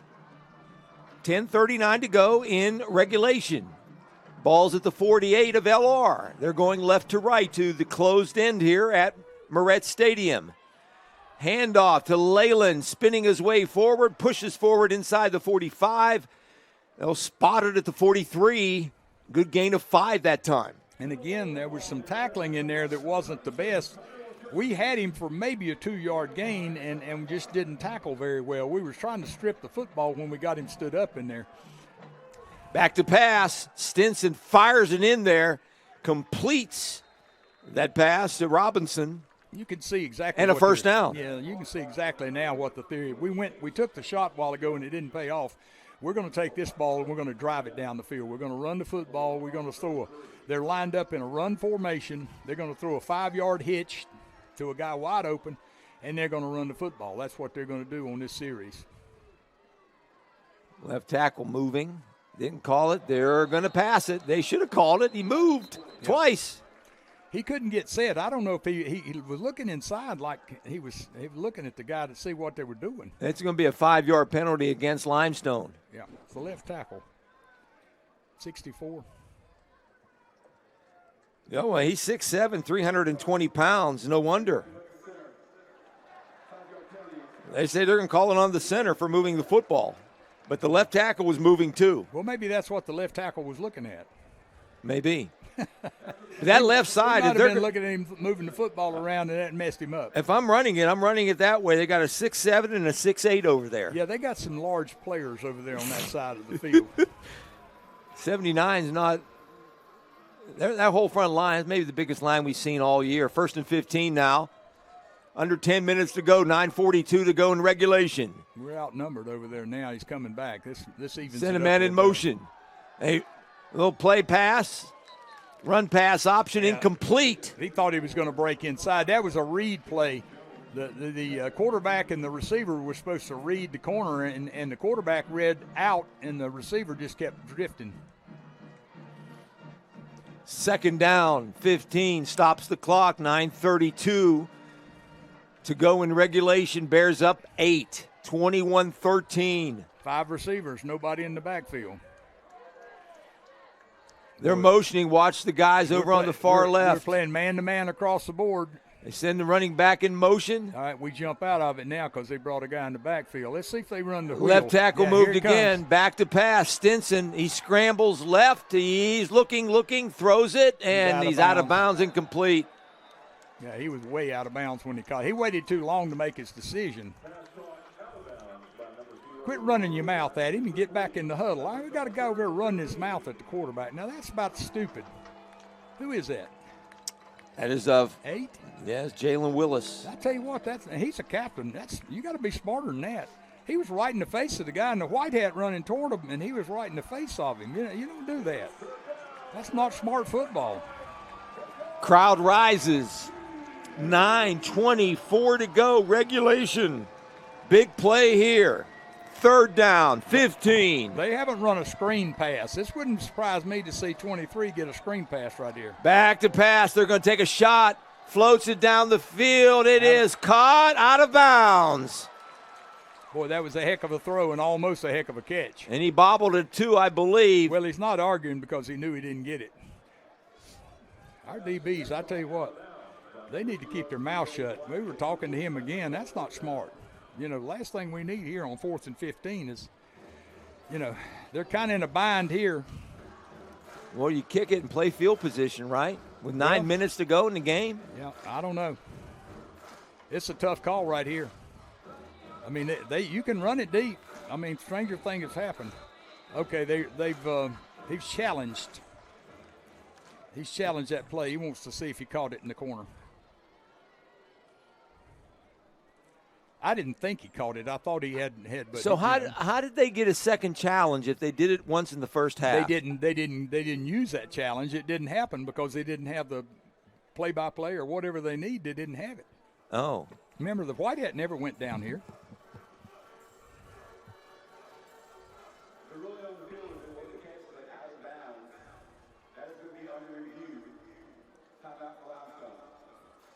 So this is the challenge right here that, for whatever reason, they didn't do a challenge on the last one. He called them a timeout, but they didn't do a challenge. The white hat never went to the 10. Oh. Remember, we thought it was going to be a long delay. But I wonder why they dropped the red flag then, if it wasn't a challenge. I don't know. Can't tell you that. Yeah, we don't know. I can tell you this one's going to be real close, Noah. He was real close to being in bounds over there, and I'm sure his coaches were over there in the box about, 3 boxes over, or 2 boxes over. The main box and then their coach's box. I'm sure their coaches over there got a good look at it, and they told him to challenge it. The player that caught the pass did not come up and argue at all. That would have been Deneen, I believe. The way he zeroing in on the ball, he doesn't have time to look at his feet and figure out where he is. Trey Williams, but the official said he bobbled it. He went like this. He did a little bobble sign. Yeah. So, well, that will be part of what they look at. Okay, Emory Henry still leads 17-10 with 5 minutes and 43 seconds to go. Carson Newman's got the ball. They're running it. They're at the Emory Henry 23-yard line. I wonder if there's any subterfuge. I'd pull the plug or something. Wait a minute. Whoa, I take that back. Emory Henry's got the ball deep in their own territory. And guess what? They ran for a nice gain and ran for 10 yards and had a holding penalty. So they're going to be back on their 10-yard line. 3 minutes on the clock. We're waiting on a ruling on a challenge. If it would have been, if they call it complete, it's going to be a 1st and goal. Oh yeah, the ball will be at the 1-yard line or even closer than that. If they give it to him, I just don't know if they can or not. I saw it and I thought he might have caught it at first, but when you said the official showed the bobble, that could be the key. He may have got 1 foot down. You don't have to have 2 feet down. You only got to have 1 foot down. I don't feel too encouraged because they got the Bear defense out on the field right now still. Well, it'd be 4th and 15. I mean, they still got to go back on the field regardless. If they give it to him, then they got to go goal line D, and if they don't, then they got to play 4th and 15. And I promise you, he won't put the punt return unit in there. 4 minutes. You're counting the time on the. I'm saying how long it takes. Yeah. Well, if it's the NFL, it could take 50. Here he comes. That wasn't bad. No. Stop right there and give it to us. Don't walk all the way out here. Here we go. After review, receiver's heel was out of bounds when he caught the ball. Therefore, the receiver's out of bounds. So they said his heel was out of bounds, so it's an incomplete pass, 4th down. 4th and 15. They got the big boys in there. They're going to try they're either going to punt or they're going to field goal. I would go field goal. I think the kid can kick it. There's no doubt in my mind he can kick it from this far. Nope, they're lining up for punt. He's got the green shoes on. He's the punter. Well, there's no breeze appreciably that you can see. Our flag is not moving. I think this kid. I believe the kid can kick it. But if you miss it, you give the Bears, great field position with 9 minutes to go in regulation. Yeah, you just got to be alert right here. I wouldn't think they would try a fake at 4th and 15. If it was 4th and 5, you better be alert for a fake. So the Bears' lead of 8 still precarious with 9:17 to go in regulation, trailing 10-0 at 1 point. Bears up 21-13. High snap and a punt. And it's angled out of bounds. It goes into the end zone. Whew. Bears dodged a bullet there. That was not a bad kick. Well, the defense, again, stepped up big time. They have stepped up big time several times today. The offense has provided some points. Now it's up to the offense to take some time off the clock and, move it down the field. Let's get a field goal. Even a field goal would make it an 11-point game. That'd be tough. So Limestone loses a challenge and a timeout. So with 9:09 to go, Bears have it 1st and 10 at the 20. They've got 2 timeouts. The Bears have 3 if it comes down to that right now. You never know what's going to happen in between. Let's see who's in there at running back right now. And Robertson's in. Yeah, Robertson. I think Robertson is the guy he trusts the most. I think Benton would probably going to get some carries before it's over. They got the 5-man line again. They're going to play run. They're expecting run. Play action. Bears will throw it. Ferguson lets it go. Incomplete. I ain't so sure that wasn't going to be some type of a screen. And, the back couldn't get out of the backfield. That was not a good-looking play. The linemen were all standing there like they were expecting, a screen. Ball fell at the feet of the tight end, Heilman. Aiden Heilman in, senior out of Jacksonville, Florida, stops the clock. 9:04 to go, 2nd and 10. Less than an auspicious start on that drive. We got to pick it up a little bit. See if we go to the outcut. Hand it to Robertson up the middle. Tries to squeeze through there. No running room. He's pushed backwards. Got a yard. Maybe 1 yard to the 21. They got a big push that time up front, as did Limestone. So clock is now under 9 minutes. Bears have it 3rd and 9. Big play here. They're going right to left to the open end here at Moret Stadium. Have it on the left hash. Ferguson surveys the field. Motions, he's got 3 receivers far side and 1 here to the near. Sends a man in motion, tight end Godwin. He's been going one-on-one side over here. Let's see if he stays to the left or goes back Back to the right. pass, it's a screen this time to Robertson, incomplete. They had it covered pretty well too, so that would have been disastrous play for the Bears. Falls incomplete, and now they're going to have to punt it again. That may be the worst series of the day right there when we needed the best series of the day. That was three poorly executed plays by the Bears. So, got to turn it over. The defense didn't get much of a rest, but they're going to have to come back in big time. And the thing about it is, not only is it a touchdown, it's a touchdown and a 2-point play for a tie. When the team knows you have to run the football, the Bears have not been able to do it here. So now Simmons will boot it, standing at his own 7. Bears leading by 8. 21-13. Going to be a 5-yard delayed game penalty. We didn't get it off. We had a late guy coming out off the sideline to get in on the punt team, and that cost us another 5 yards. So those are the kind of little things right there. You're saying, well, that doesn't make a difference. Well, we'll see where this ball winds up. Long year of a punt for Simmons. His career high is 51 yards. Could use one right here. Yeah, he needs it over the guy's head and rolling what he needs because, if this guy fair catches it, he's going to fair catch it in our territory. We're not going to get out of this end of the field. He's standing at low snap. He boots it from his own 5, gets a pretty decent high kick, and it's fielded at the 40. Tackle. Great and the job. Bears Tackle. do it. Had a chance for a fumble recovery, but they do. They tackle the guy at the 38. So a really good punt, but a flag down way back here at the 22. It might be on the return. We won't kick it again, I don't think. And it won't give us a first down unless it's a 15-yard penalty.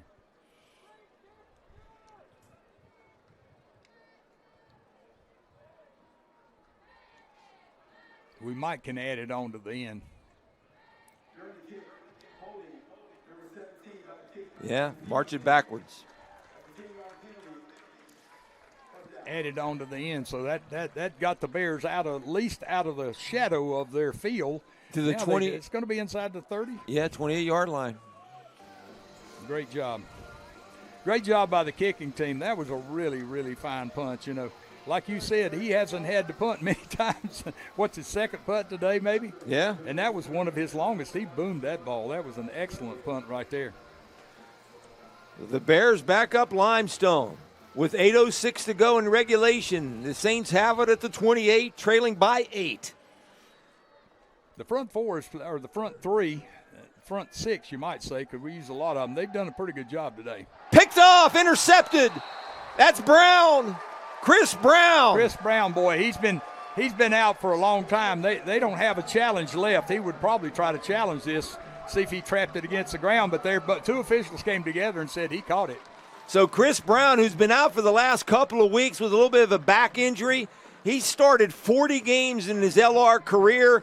He just sat in that zone in the corner there and picked off the pass the second afternoon of the afternoon. The Bears have the ball now at the 37 after a big interception by the Bears veteran corner. Well, the Bears have had a couple of breaks already in this game. Big, huge breaks. A fumble in the end zone that gave us a touchdown. And now this play, a booming kick out of our end of the field and get the ball down the field. And then intercept on the first play. 8 minutes to go regulation. Bears going to run a flea flicker. Yates will throw a pass in the end zone. Oh, incomplete. Boy, they were ready for it, too. They were covering man-to-man. See, you got to deke them a little bit. You know, Andres Rogers or whoever the receiver out there, he's got to come down the field and act like he's just, the play's going the other way and just kind of lollygag down the field and then turn it on. He just went on a dead sprint. And even on a dead sprint, Songa overthrew him. He must have played quarterback in high school. He threw out that of ball. Julius Chambers there in Charlotte. He threw that ball extremely well. But, you take a chance. Sometimes you hit it, sometimes you don't. 2nd and 10, ball's at the 38. This time they run it to Robertson. Stretch play to the right, flag down. Holding on the Bears. I'll bet you $100 to a hole in a donut, and I'll bet you it's a wide receiver. It's out too wide to have been a lineman, I think, unless their tight end was on that side. So, We just make it so hard, don't we? We do. That's a 10-yard penalty. Going to take it back from the 38 back to the 48. And see, the bad part is we're not taking time off the clock. We had an incomplete pass and now penalty. 7:47 to go in regulation. Who'd say, what number did you say? I didn't hear the number. I think he said 55. Okay. He was the outside tackle over that. Yeah. Dylan Foster. Yeah, he was the outside guy on that side. Again. 2nd and 20 now for the Bears. 20 at the 48. 7:47 to go in regulation. LR up by 8. They have the ball on the far right hash. They'll send 2 receivers here to the left. One's Yates, the other is McDaniel. Tight end is in the slot. Run formation. Back to pass. Ferguson rolling left. Time. Just throws it out of bounds. Boy, they have done a great job of covering, anytime we've used a roll-type pass where we had 3 receivers at different depths, and they had all 3 of them smothered. He had no place to throw that football. And it was a good call because they've had a little pressure on us lately on the drop back, so that was a good call to go outside. Tate O'Brien comes back in there at tight end. We use so many tight ends, hard to tell who's in there. You have to wait till the play's over to see who was involved. Sometimes there's 2 and 3 of them in there. 4 of them usually play. They rotate, so this time it's now 3rd down. Stops the clock, 7:32 to go. Bears have barely gotten like 20-some seconds off the clock on this drive after the interception. Back to pass, Ferguson. Across the middle, completed to McDaniel, and an open field tackle by the backer, Luke Zanuck. What a nice tackle by the junior from Canton, Michigan. Otherwise, we may still see McDaniel running with the football. I'll tell you what, that would have been a good one. So Simmons now will punt it for the 3rd consecutive possession. This time, though, standing at his 41. Yeah, that's a field position. We've had a couple of breaks that could have been game changers, but we haven't been able to take advantage. So credit the Limestone defense to some degree. Just under 7 minutes to go regulation. At stake, first place in the South Atlantic Conference's Piedmont Division. The Bears up by 8 on this homecoming afternoon. Simmons boots it high. Angles it. It should get inside the 20. Yeah, it's not bad. It's going to probably be about the 19. Oh, wow. 13-yard line. Great job. He saw it differently than I did. He had an angle I didn't. We're 3 floors up, too. It was hard. But this time, the Bear defense with 6:41 to go will have Limestone backed up. They've got an interception on the last series. Couldn't take advantage. Bears' only touchdown, I guess, in this second half was a strange play from Ferguson to McDaniel. Ball was recovered in the end zone by John Godwin for a 21-13 lead. Bears were trailing 10-0 at one point. 1st and 10. They send the tight end in motion. I think you're going to see some running plays here for a little bit. And he does. And there's a hole to the 25-35. Ball, fumble on the ground. Let's see who gets it. No, he said he was down. I tell you what, now, you're talking about the Bears have had every break in the world, and then they give up a 25-yard run on 1st down. You just gotta keep the corners sealed. It's tough to do, I know. That's Leyland with a big run to the 37. Mark it, 1st and 10. Had him stopped inside, and he bounced it out. Stinson with the ball. He's going to run. Now don't hit him. Don't hit him out of – okay. And he's tackled at the 39, brought down quickly. We're under 6 minutes to go. Gain of 3. Yeah. Emmer and Henry upset Carson Newman, 17-10 final.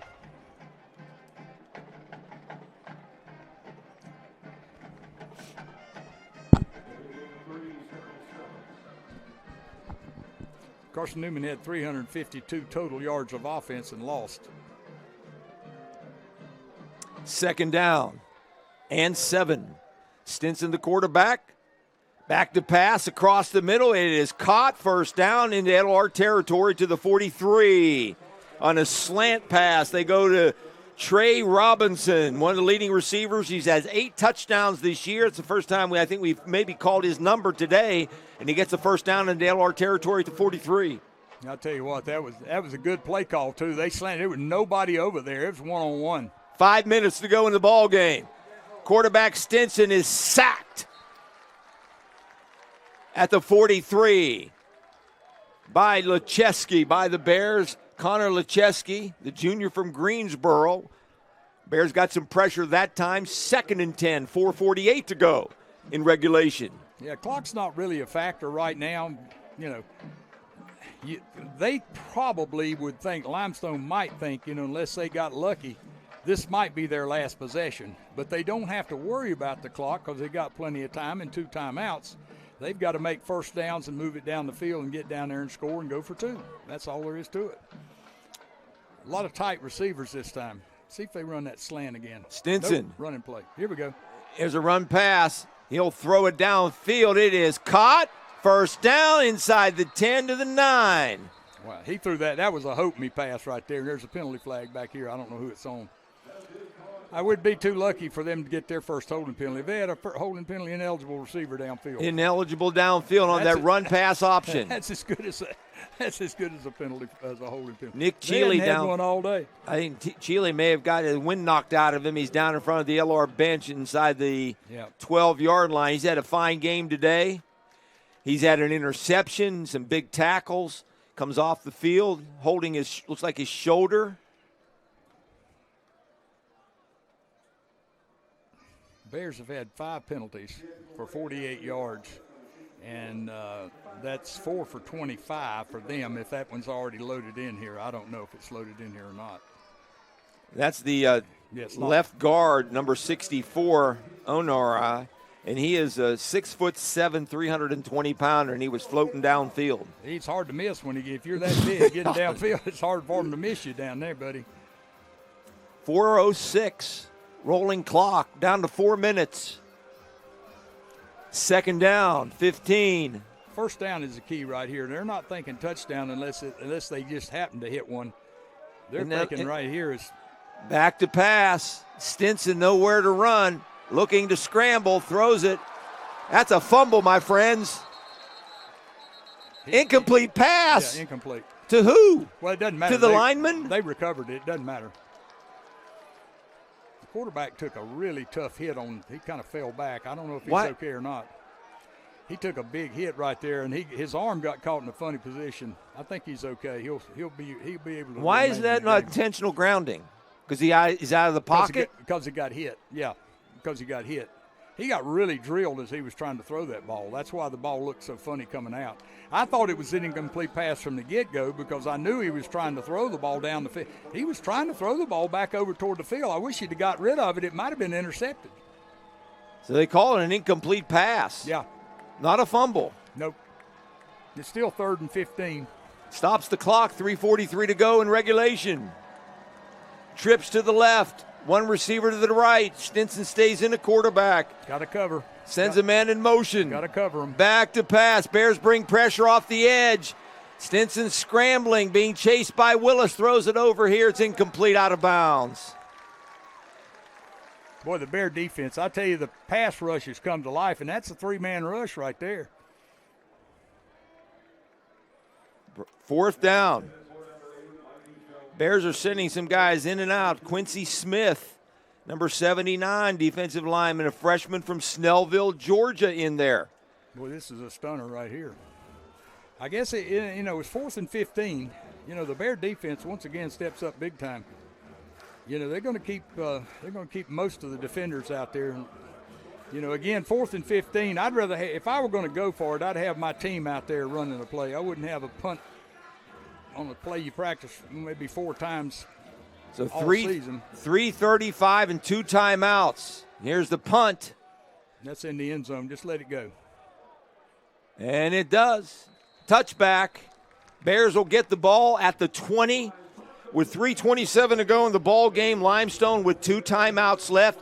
Bears need what? 1 first down, 2 first downs? Well, we got the 2-minute timeout. Yeah, and you got the 2 minutes. So with the 2-minute thing, that's what he's counting on. That's changed the strategy in college football. It goes back to the NFL strategy. You got 2 timeouts and the 2-minute timeout. Bears got to have. Let's make one first down and then see what happens. They have it at the 20. They're going to let's see if they're going to go with the 5-man. They've been going with a 5-man line here. They're just kind of spread out like they think we might throw it here on first down. Bears are going right to left, leading here by 8. Are we a man short? Songers yet? He's trying to get somebody to get in there. We're going to have to call timeout. Can you play with a man short? Yep, as long as you got 7 on the line of scrimmage. I think you can. It's how many people you got on the line of scrimmage that count. You have to have at least 7 on the line of scrimmage. So timeout Bears. We'll keep it right here with 3:27 to go. So this game is for first place right now in the South Atlantic Conference's Piedmont Division. Tusculum gets their first win, 30-28 over Anderson. What a game, 30-28. We hope we don't have to play Anderson this year. Yeah, we want to be in the championship game. It's 24-10 with 7 minutes 34 to go. Mars Hill over Wise, 24-10. That's a game at Wise. So how many games did Mars Hill lost in the conference in their division? 1? I didn't even put them in there. When I wrote down who they I kinda, thought. It's pretty much Emory and Henry and Carson Newman. Well, Emory and Henry, they're definitely in the driver's seat. Carson Newman had already beaten Mars Hill, and had Emory and Henry beaten them too? I believe they had, hadn't they? Hadn't I don't know. Beaten them? I don't know. I can't remember. All right. Back to action here after the timeout. Bears have it 1st and 10. Ferguson in the shotgun. Robertson checks in at running back. He gets the handoff, runs left, right into that stone wall of massive humanity for Limestone to the 22. That big boy in there, 96. Yeah. I would try to run not where he is. I mean, he's just so big, he takes up space. It's, they call them that in the NFL. You call them space eaters. They just eat up space in there, just no place to run. Their training table must be pretty impressive. Because Limestone's got a couple of their offensive linemen are all over 320 pounds, 6'7", 6'8". Bears don't have anybody that big. 2nd down and 8. Robertson again finds a little bit of a hole, but it's quickly filled to the 24. Gains 2. 3rd down coming. That kid right there, number 5, that linebacker, he has really made, that's Luke Janik. He's made some fine plays today for their defense. He's made a lot of good tackles. When they needed to tackle, he's made some just excellent plays right there. He's a good linebacker. They're going to use a timeout here, and then they're going to use the 2-minute timeout, and then they'll get one more. So Janik and the defense taking a timeout right now. And again, Limestone came into this football game with a record of 4-1, 5-2 overall. Well, the Bears are 6-1 overall this season. This is the 9th meeting. It seems like the last couple of years, Limestone has really become a contender in the South Atlantic Conference. They started out pretty poorly. They have only been a program, Jack, for 9 or 10 years. Yeah. And they are, since this divisional play started, they've been a contender. Wingate 10, Catawba 9. 7 minutes to go in the second quarter. It's kind of, Wingate may have just a little bit of a letdown, because of the Limestone game. Or look ahead to us next week. Yeah, I don't think they're worried about that as much as the letdown from that game. That was a heck of a game for them to go down and play as well as they did and win that game. And then, later in the game now, they could start looking ahead, especially if they see the score, if we can hang on and win this one. 3rd down, back to pass Ferguson. He has time, but he's going to be flushed out of the pocket. Got to throw it away. And he did. Threw it away into the stands. That's the nickel seats for sure up there at the top. That's a great job by Limestone defense. Outside of the one drive on this half, they've really snuffed us out. They've had a couple of mini drives that we've been able to stop, but, we'll throw it back in the hands of the defense again. 21-13 game. So here comes Simmons with his 4th punt, all coming here in the second half. Bears have punted on 4 straight possessions. The Bears have run 59 plays for 313 yards now, and Limestone's run 56 plays for 308. This time Simmons gets a high kick. Got to have a good bounce. Bounce forward. There you go. Gets a decent bounce inside the 35 and rolls out at the 33. That works. Good kick. once again, the defense got to step up. About a 44-yard punt that time for Stuart Simmons, and that is where the Saints will get the football with 2:20 to go in regulation. Bears up by 8, 21-13.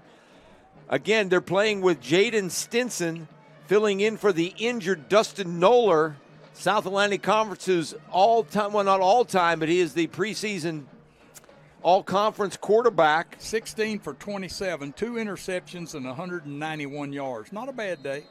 2 interceptions were not good. One of them was not a good throw. The other one was not a terrible throw, but, we made a good play on it. First and 10, 33. They'll keep it on the ground. This is a hole for Leyland into the secondary, and he's running to the 40, to the 30, down to the 20 before he's tackled at the 20-yard line. You can't line up here and let them run it down. You throw it again. Gosh. Bears got crossed up. Their defense gives up a gash play. It was like, okay, they're going to throw the ball. They're not going to throw it. We got a 2-minute timeout. You cannot let it. And what did they do on the last series? Run it on first down. Well, they're probably going to run it on first down again. Wow. So 2-minute timeout. We're at the break with your score, Lenoir-Rhyne 21 and Limestone 13. We'll take a break, come back with the exciting 2-minute finish right after this on the Bear Sports Network.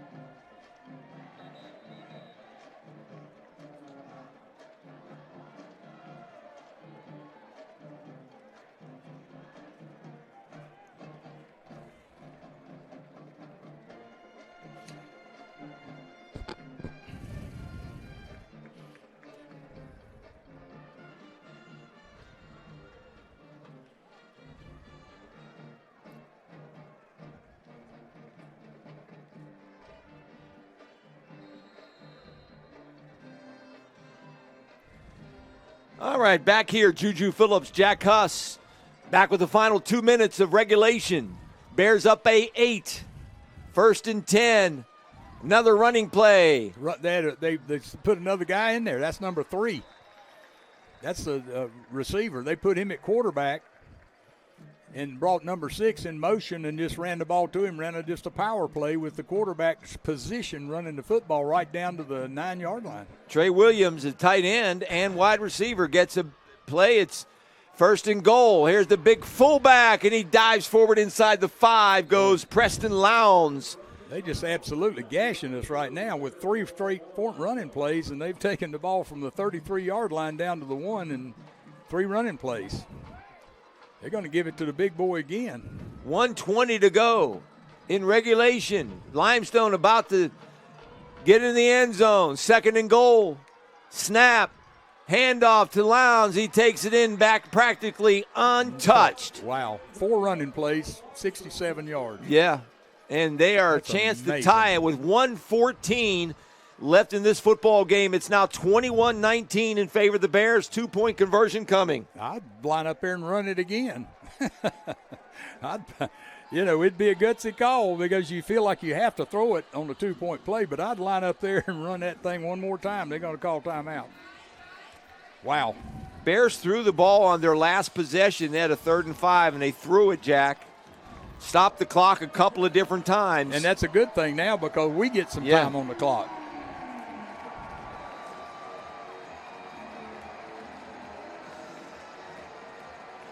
They're calling timeout.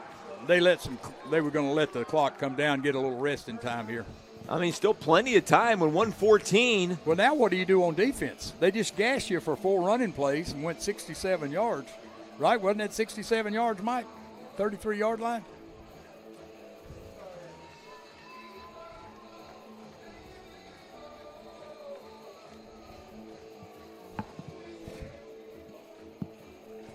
Yeah, you had it. 67. 4 plays, 67-yard drive, and they make it a 21-19 ball game with 1:14 to go. First touchdown for Limestone since early in the football game after a Bear interception. Stinson found Herman McCray in the end zone for a 6-yard touchdown. They led 10-0, and that was first 5 minutes of the football game, Jack. And since then, they hadn't scored a touchdown. The Bears caught some breaks, held them to field goals, but not that time. They went right down the field smartly in 4 plays and have a chance to tie this game. Well, the key to the game has been Limestone defense. Limestone defense has been excellent against us in the second half. We had one drive outside of that. I think the rest of the time we turned the ball over, they stopped us, or we had to punt it. So, I give all the credit right now to the Limestone defense. Their offense hasn't been able to muster a whole lot.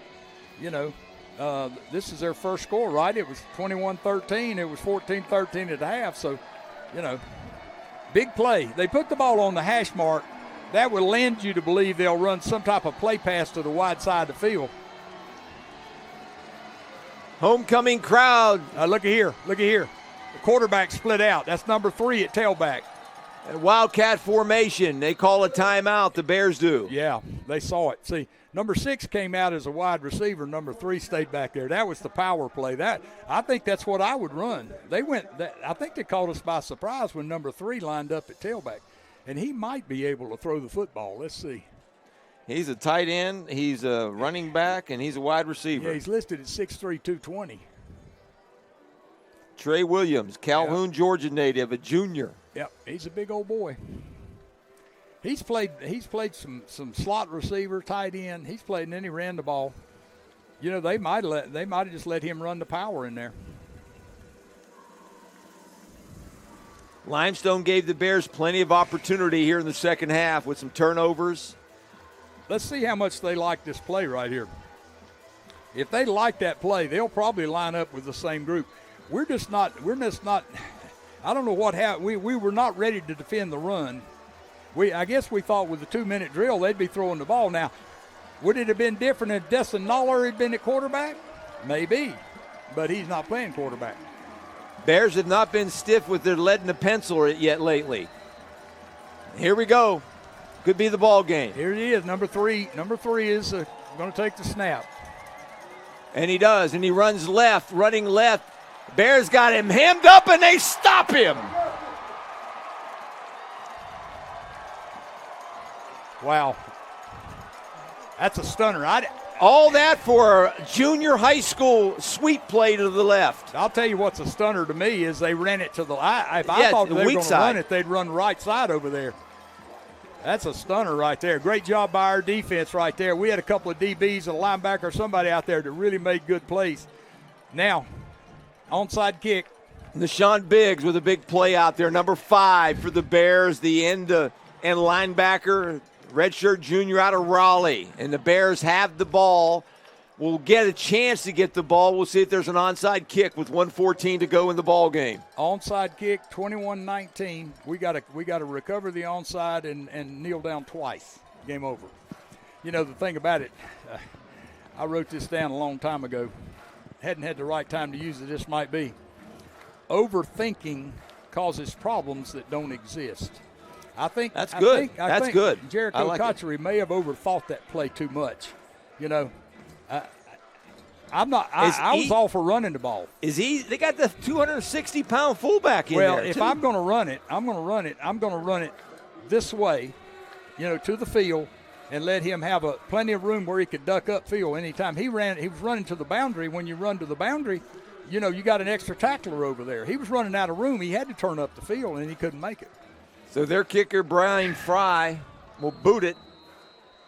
He's going to boot it to their side of the field. Yeah, they have to keep 5 on each side. That's the way it goes. Now, he might be left-footed. He might be able to kick it over here. And it's fielded by the Bears. That is great job by the defensive back for LR. I think it's Christian Santana. It is. That was a great kick, too.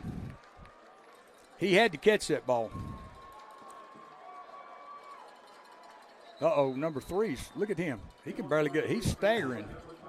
He got hit in the head or something. He's staggering to get off the field. All right, let's go kneel down, kneel down. Bears found a way to win. They have a chance now to win and take over first place. What a game. We gave every opportunity to Limestone. They gave every opportunity to us. The second half was a game of, I won't say misplays, but it was misplays to some degree. You know, they had interceptions. We picked off a couple. Clock's running, boys. Let's don't get a 5-yard penalty right off the bat here. Take the snap, kneel down, and run the clock 2 more times. 1:13 to go in the ball game. Bears have it at midfield. They line up in victory formation. Ferguson this time under center and takes a knee. Good job. I tell you, a hard-fought game. Both teams can say they deserve to win. Both teams can say they deserve to lose. There's enough in this game to keep the coaches busy for the next week. Easily into the off season, looking at plays in this game that, you know, went one way or another. Bears just tough one out here today. That defense came up with a couple of big stops on interceptions. Both teams playing without some key performers. Bears just simply survived this one. Yeah, snap and kneel. And, you know, this wasn't the prettiest game by any stretch of the imagination by either team, but, you know, and like I said, either team could have won this game. Either team could have lost this game. But it's the Bears that come out on top. They run their record at homecoming and their record as a ranked team at home. They're now 36-5 at home, nationally ranked since 2011. They win it today. 21-19, head coach Doug Sosha gets his 62nd career win. Bears roll to 7-1 on the season, back home next week and take on the Winged Bulldogs, which will probably be for the South Atlantic Conference's Piedmont Division Championship as the lights come on. A little fireworks show this afternoon, and the Bears, in front of a good homecoming crowd, send them home happy with a win, 21-19. We'll take a timeout, come back to wrap things up right here. Your final score, it was LR 21, Limestone 19 on the Bears Sports Network. Okay, Jacob Bell, he's over there with number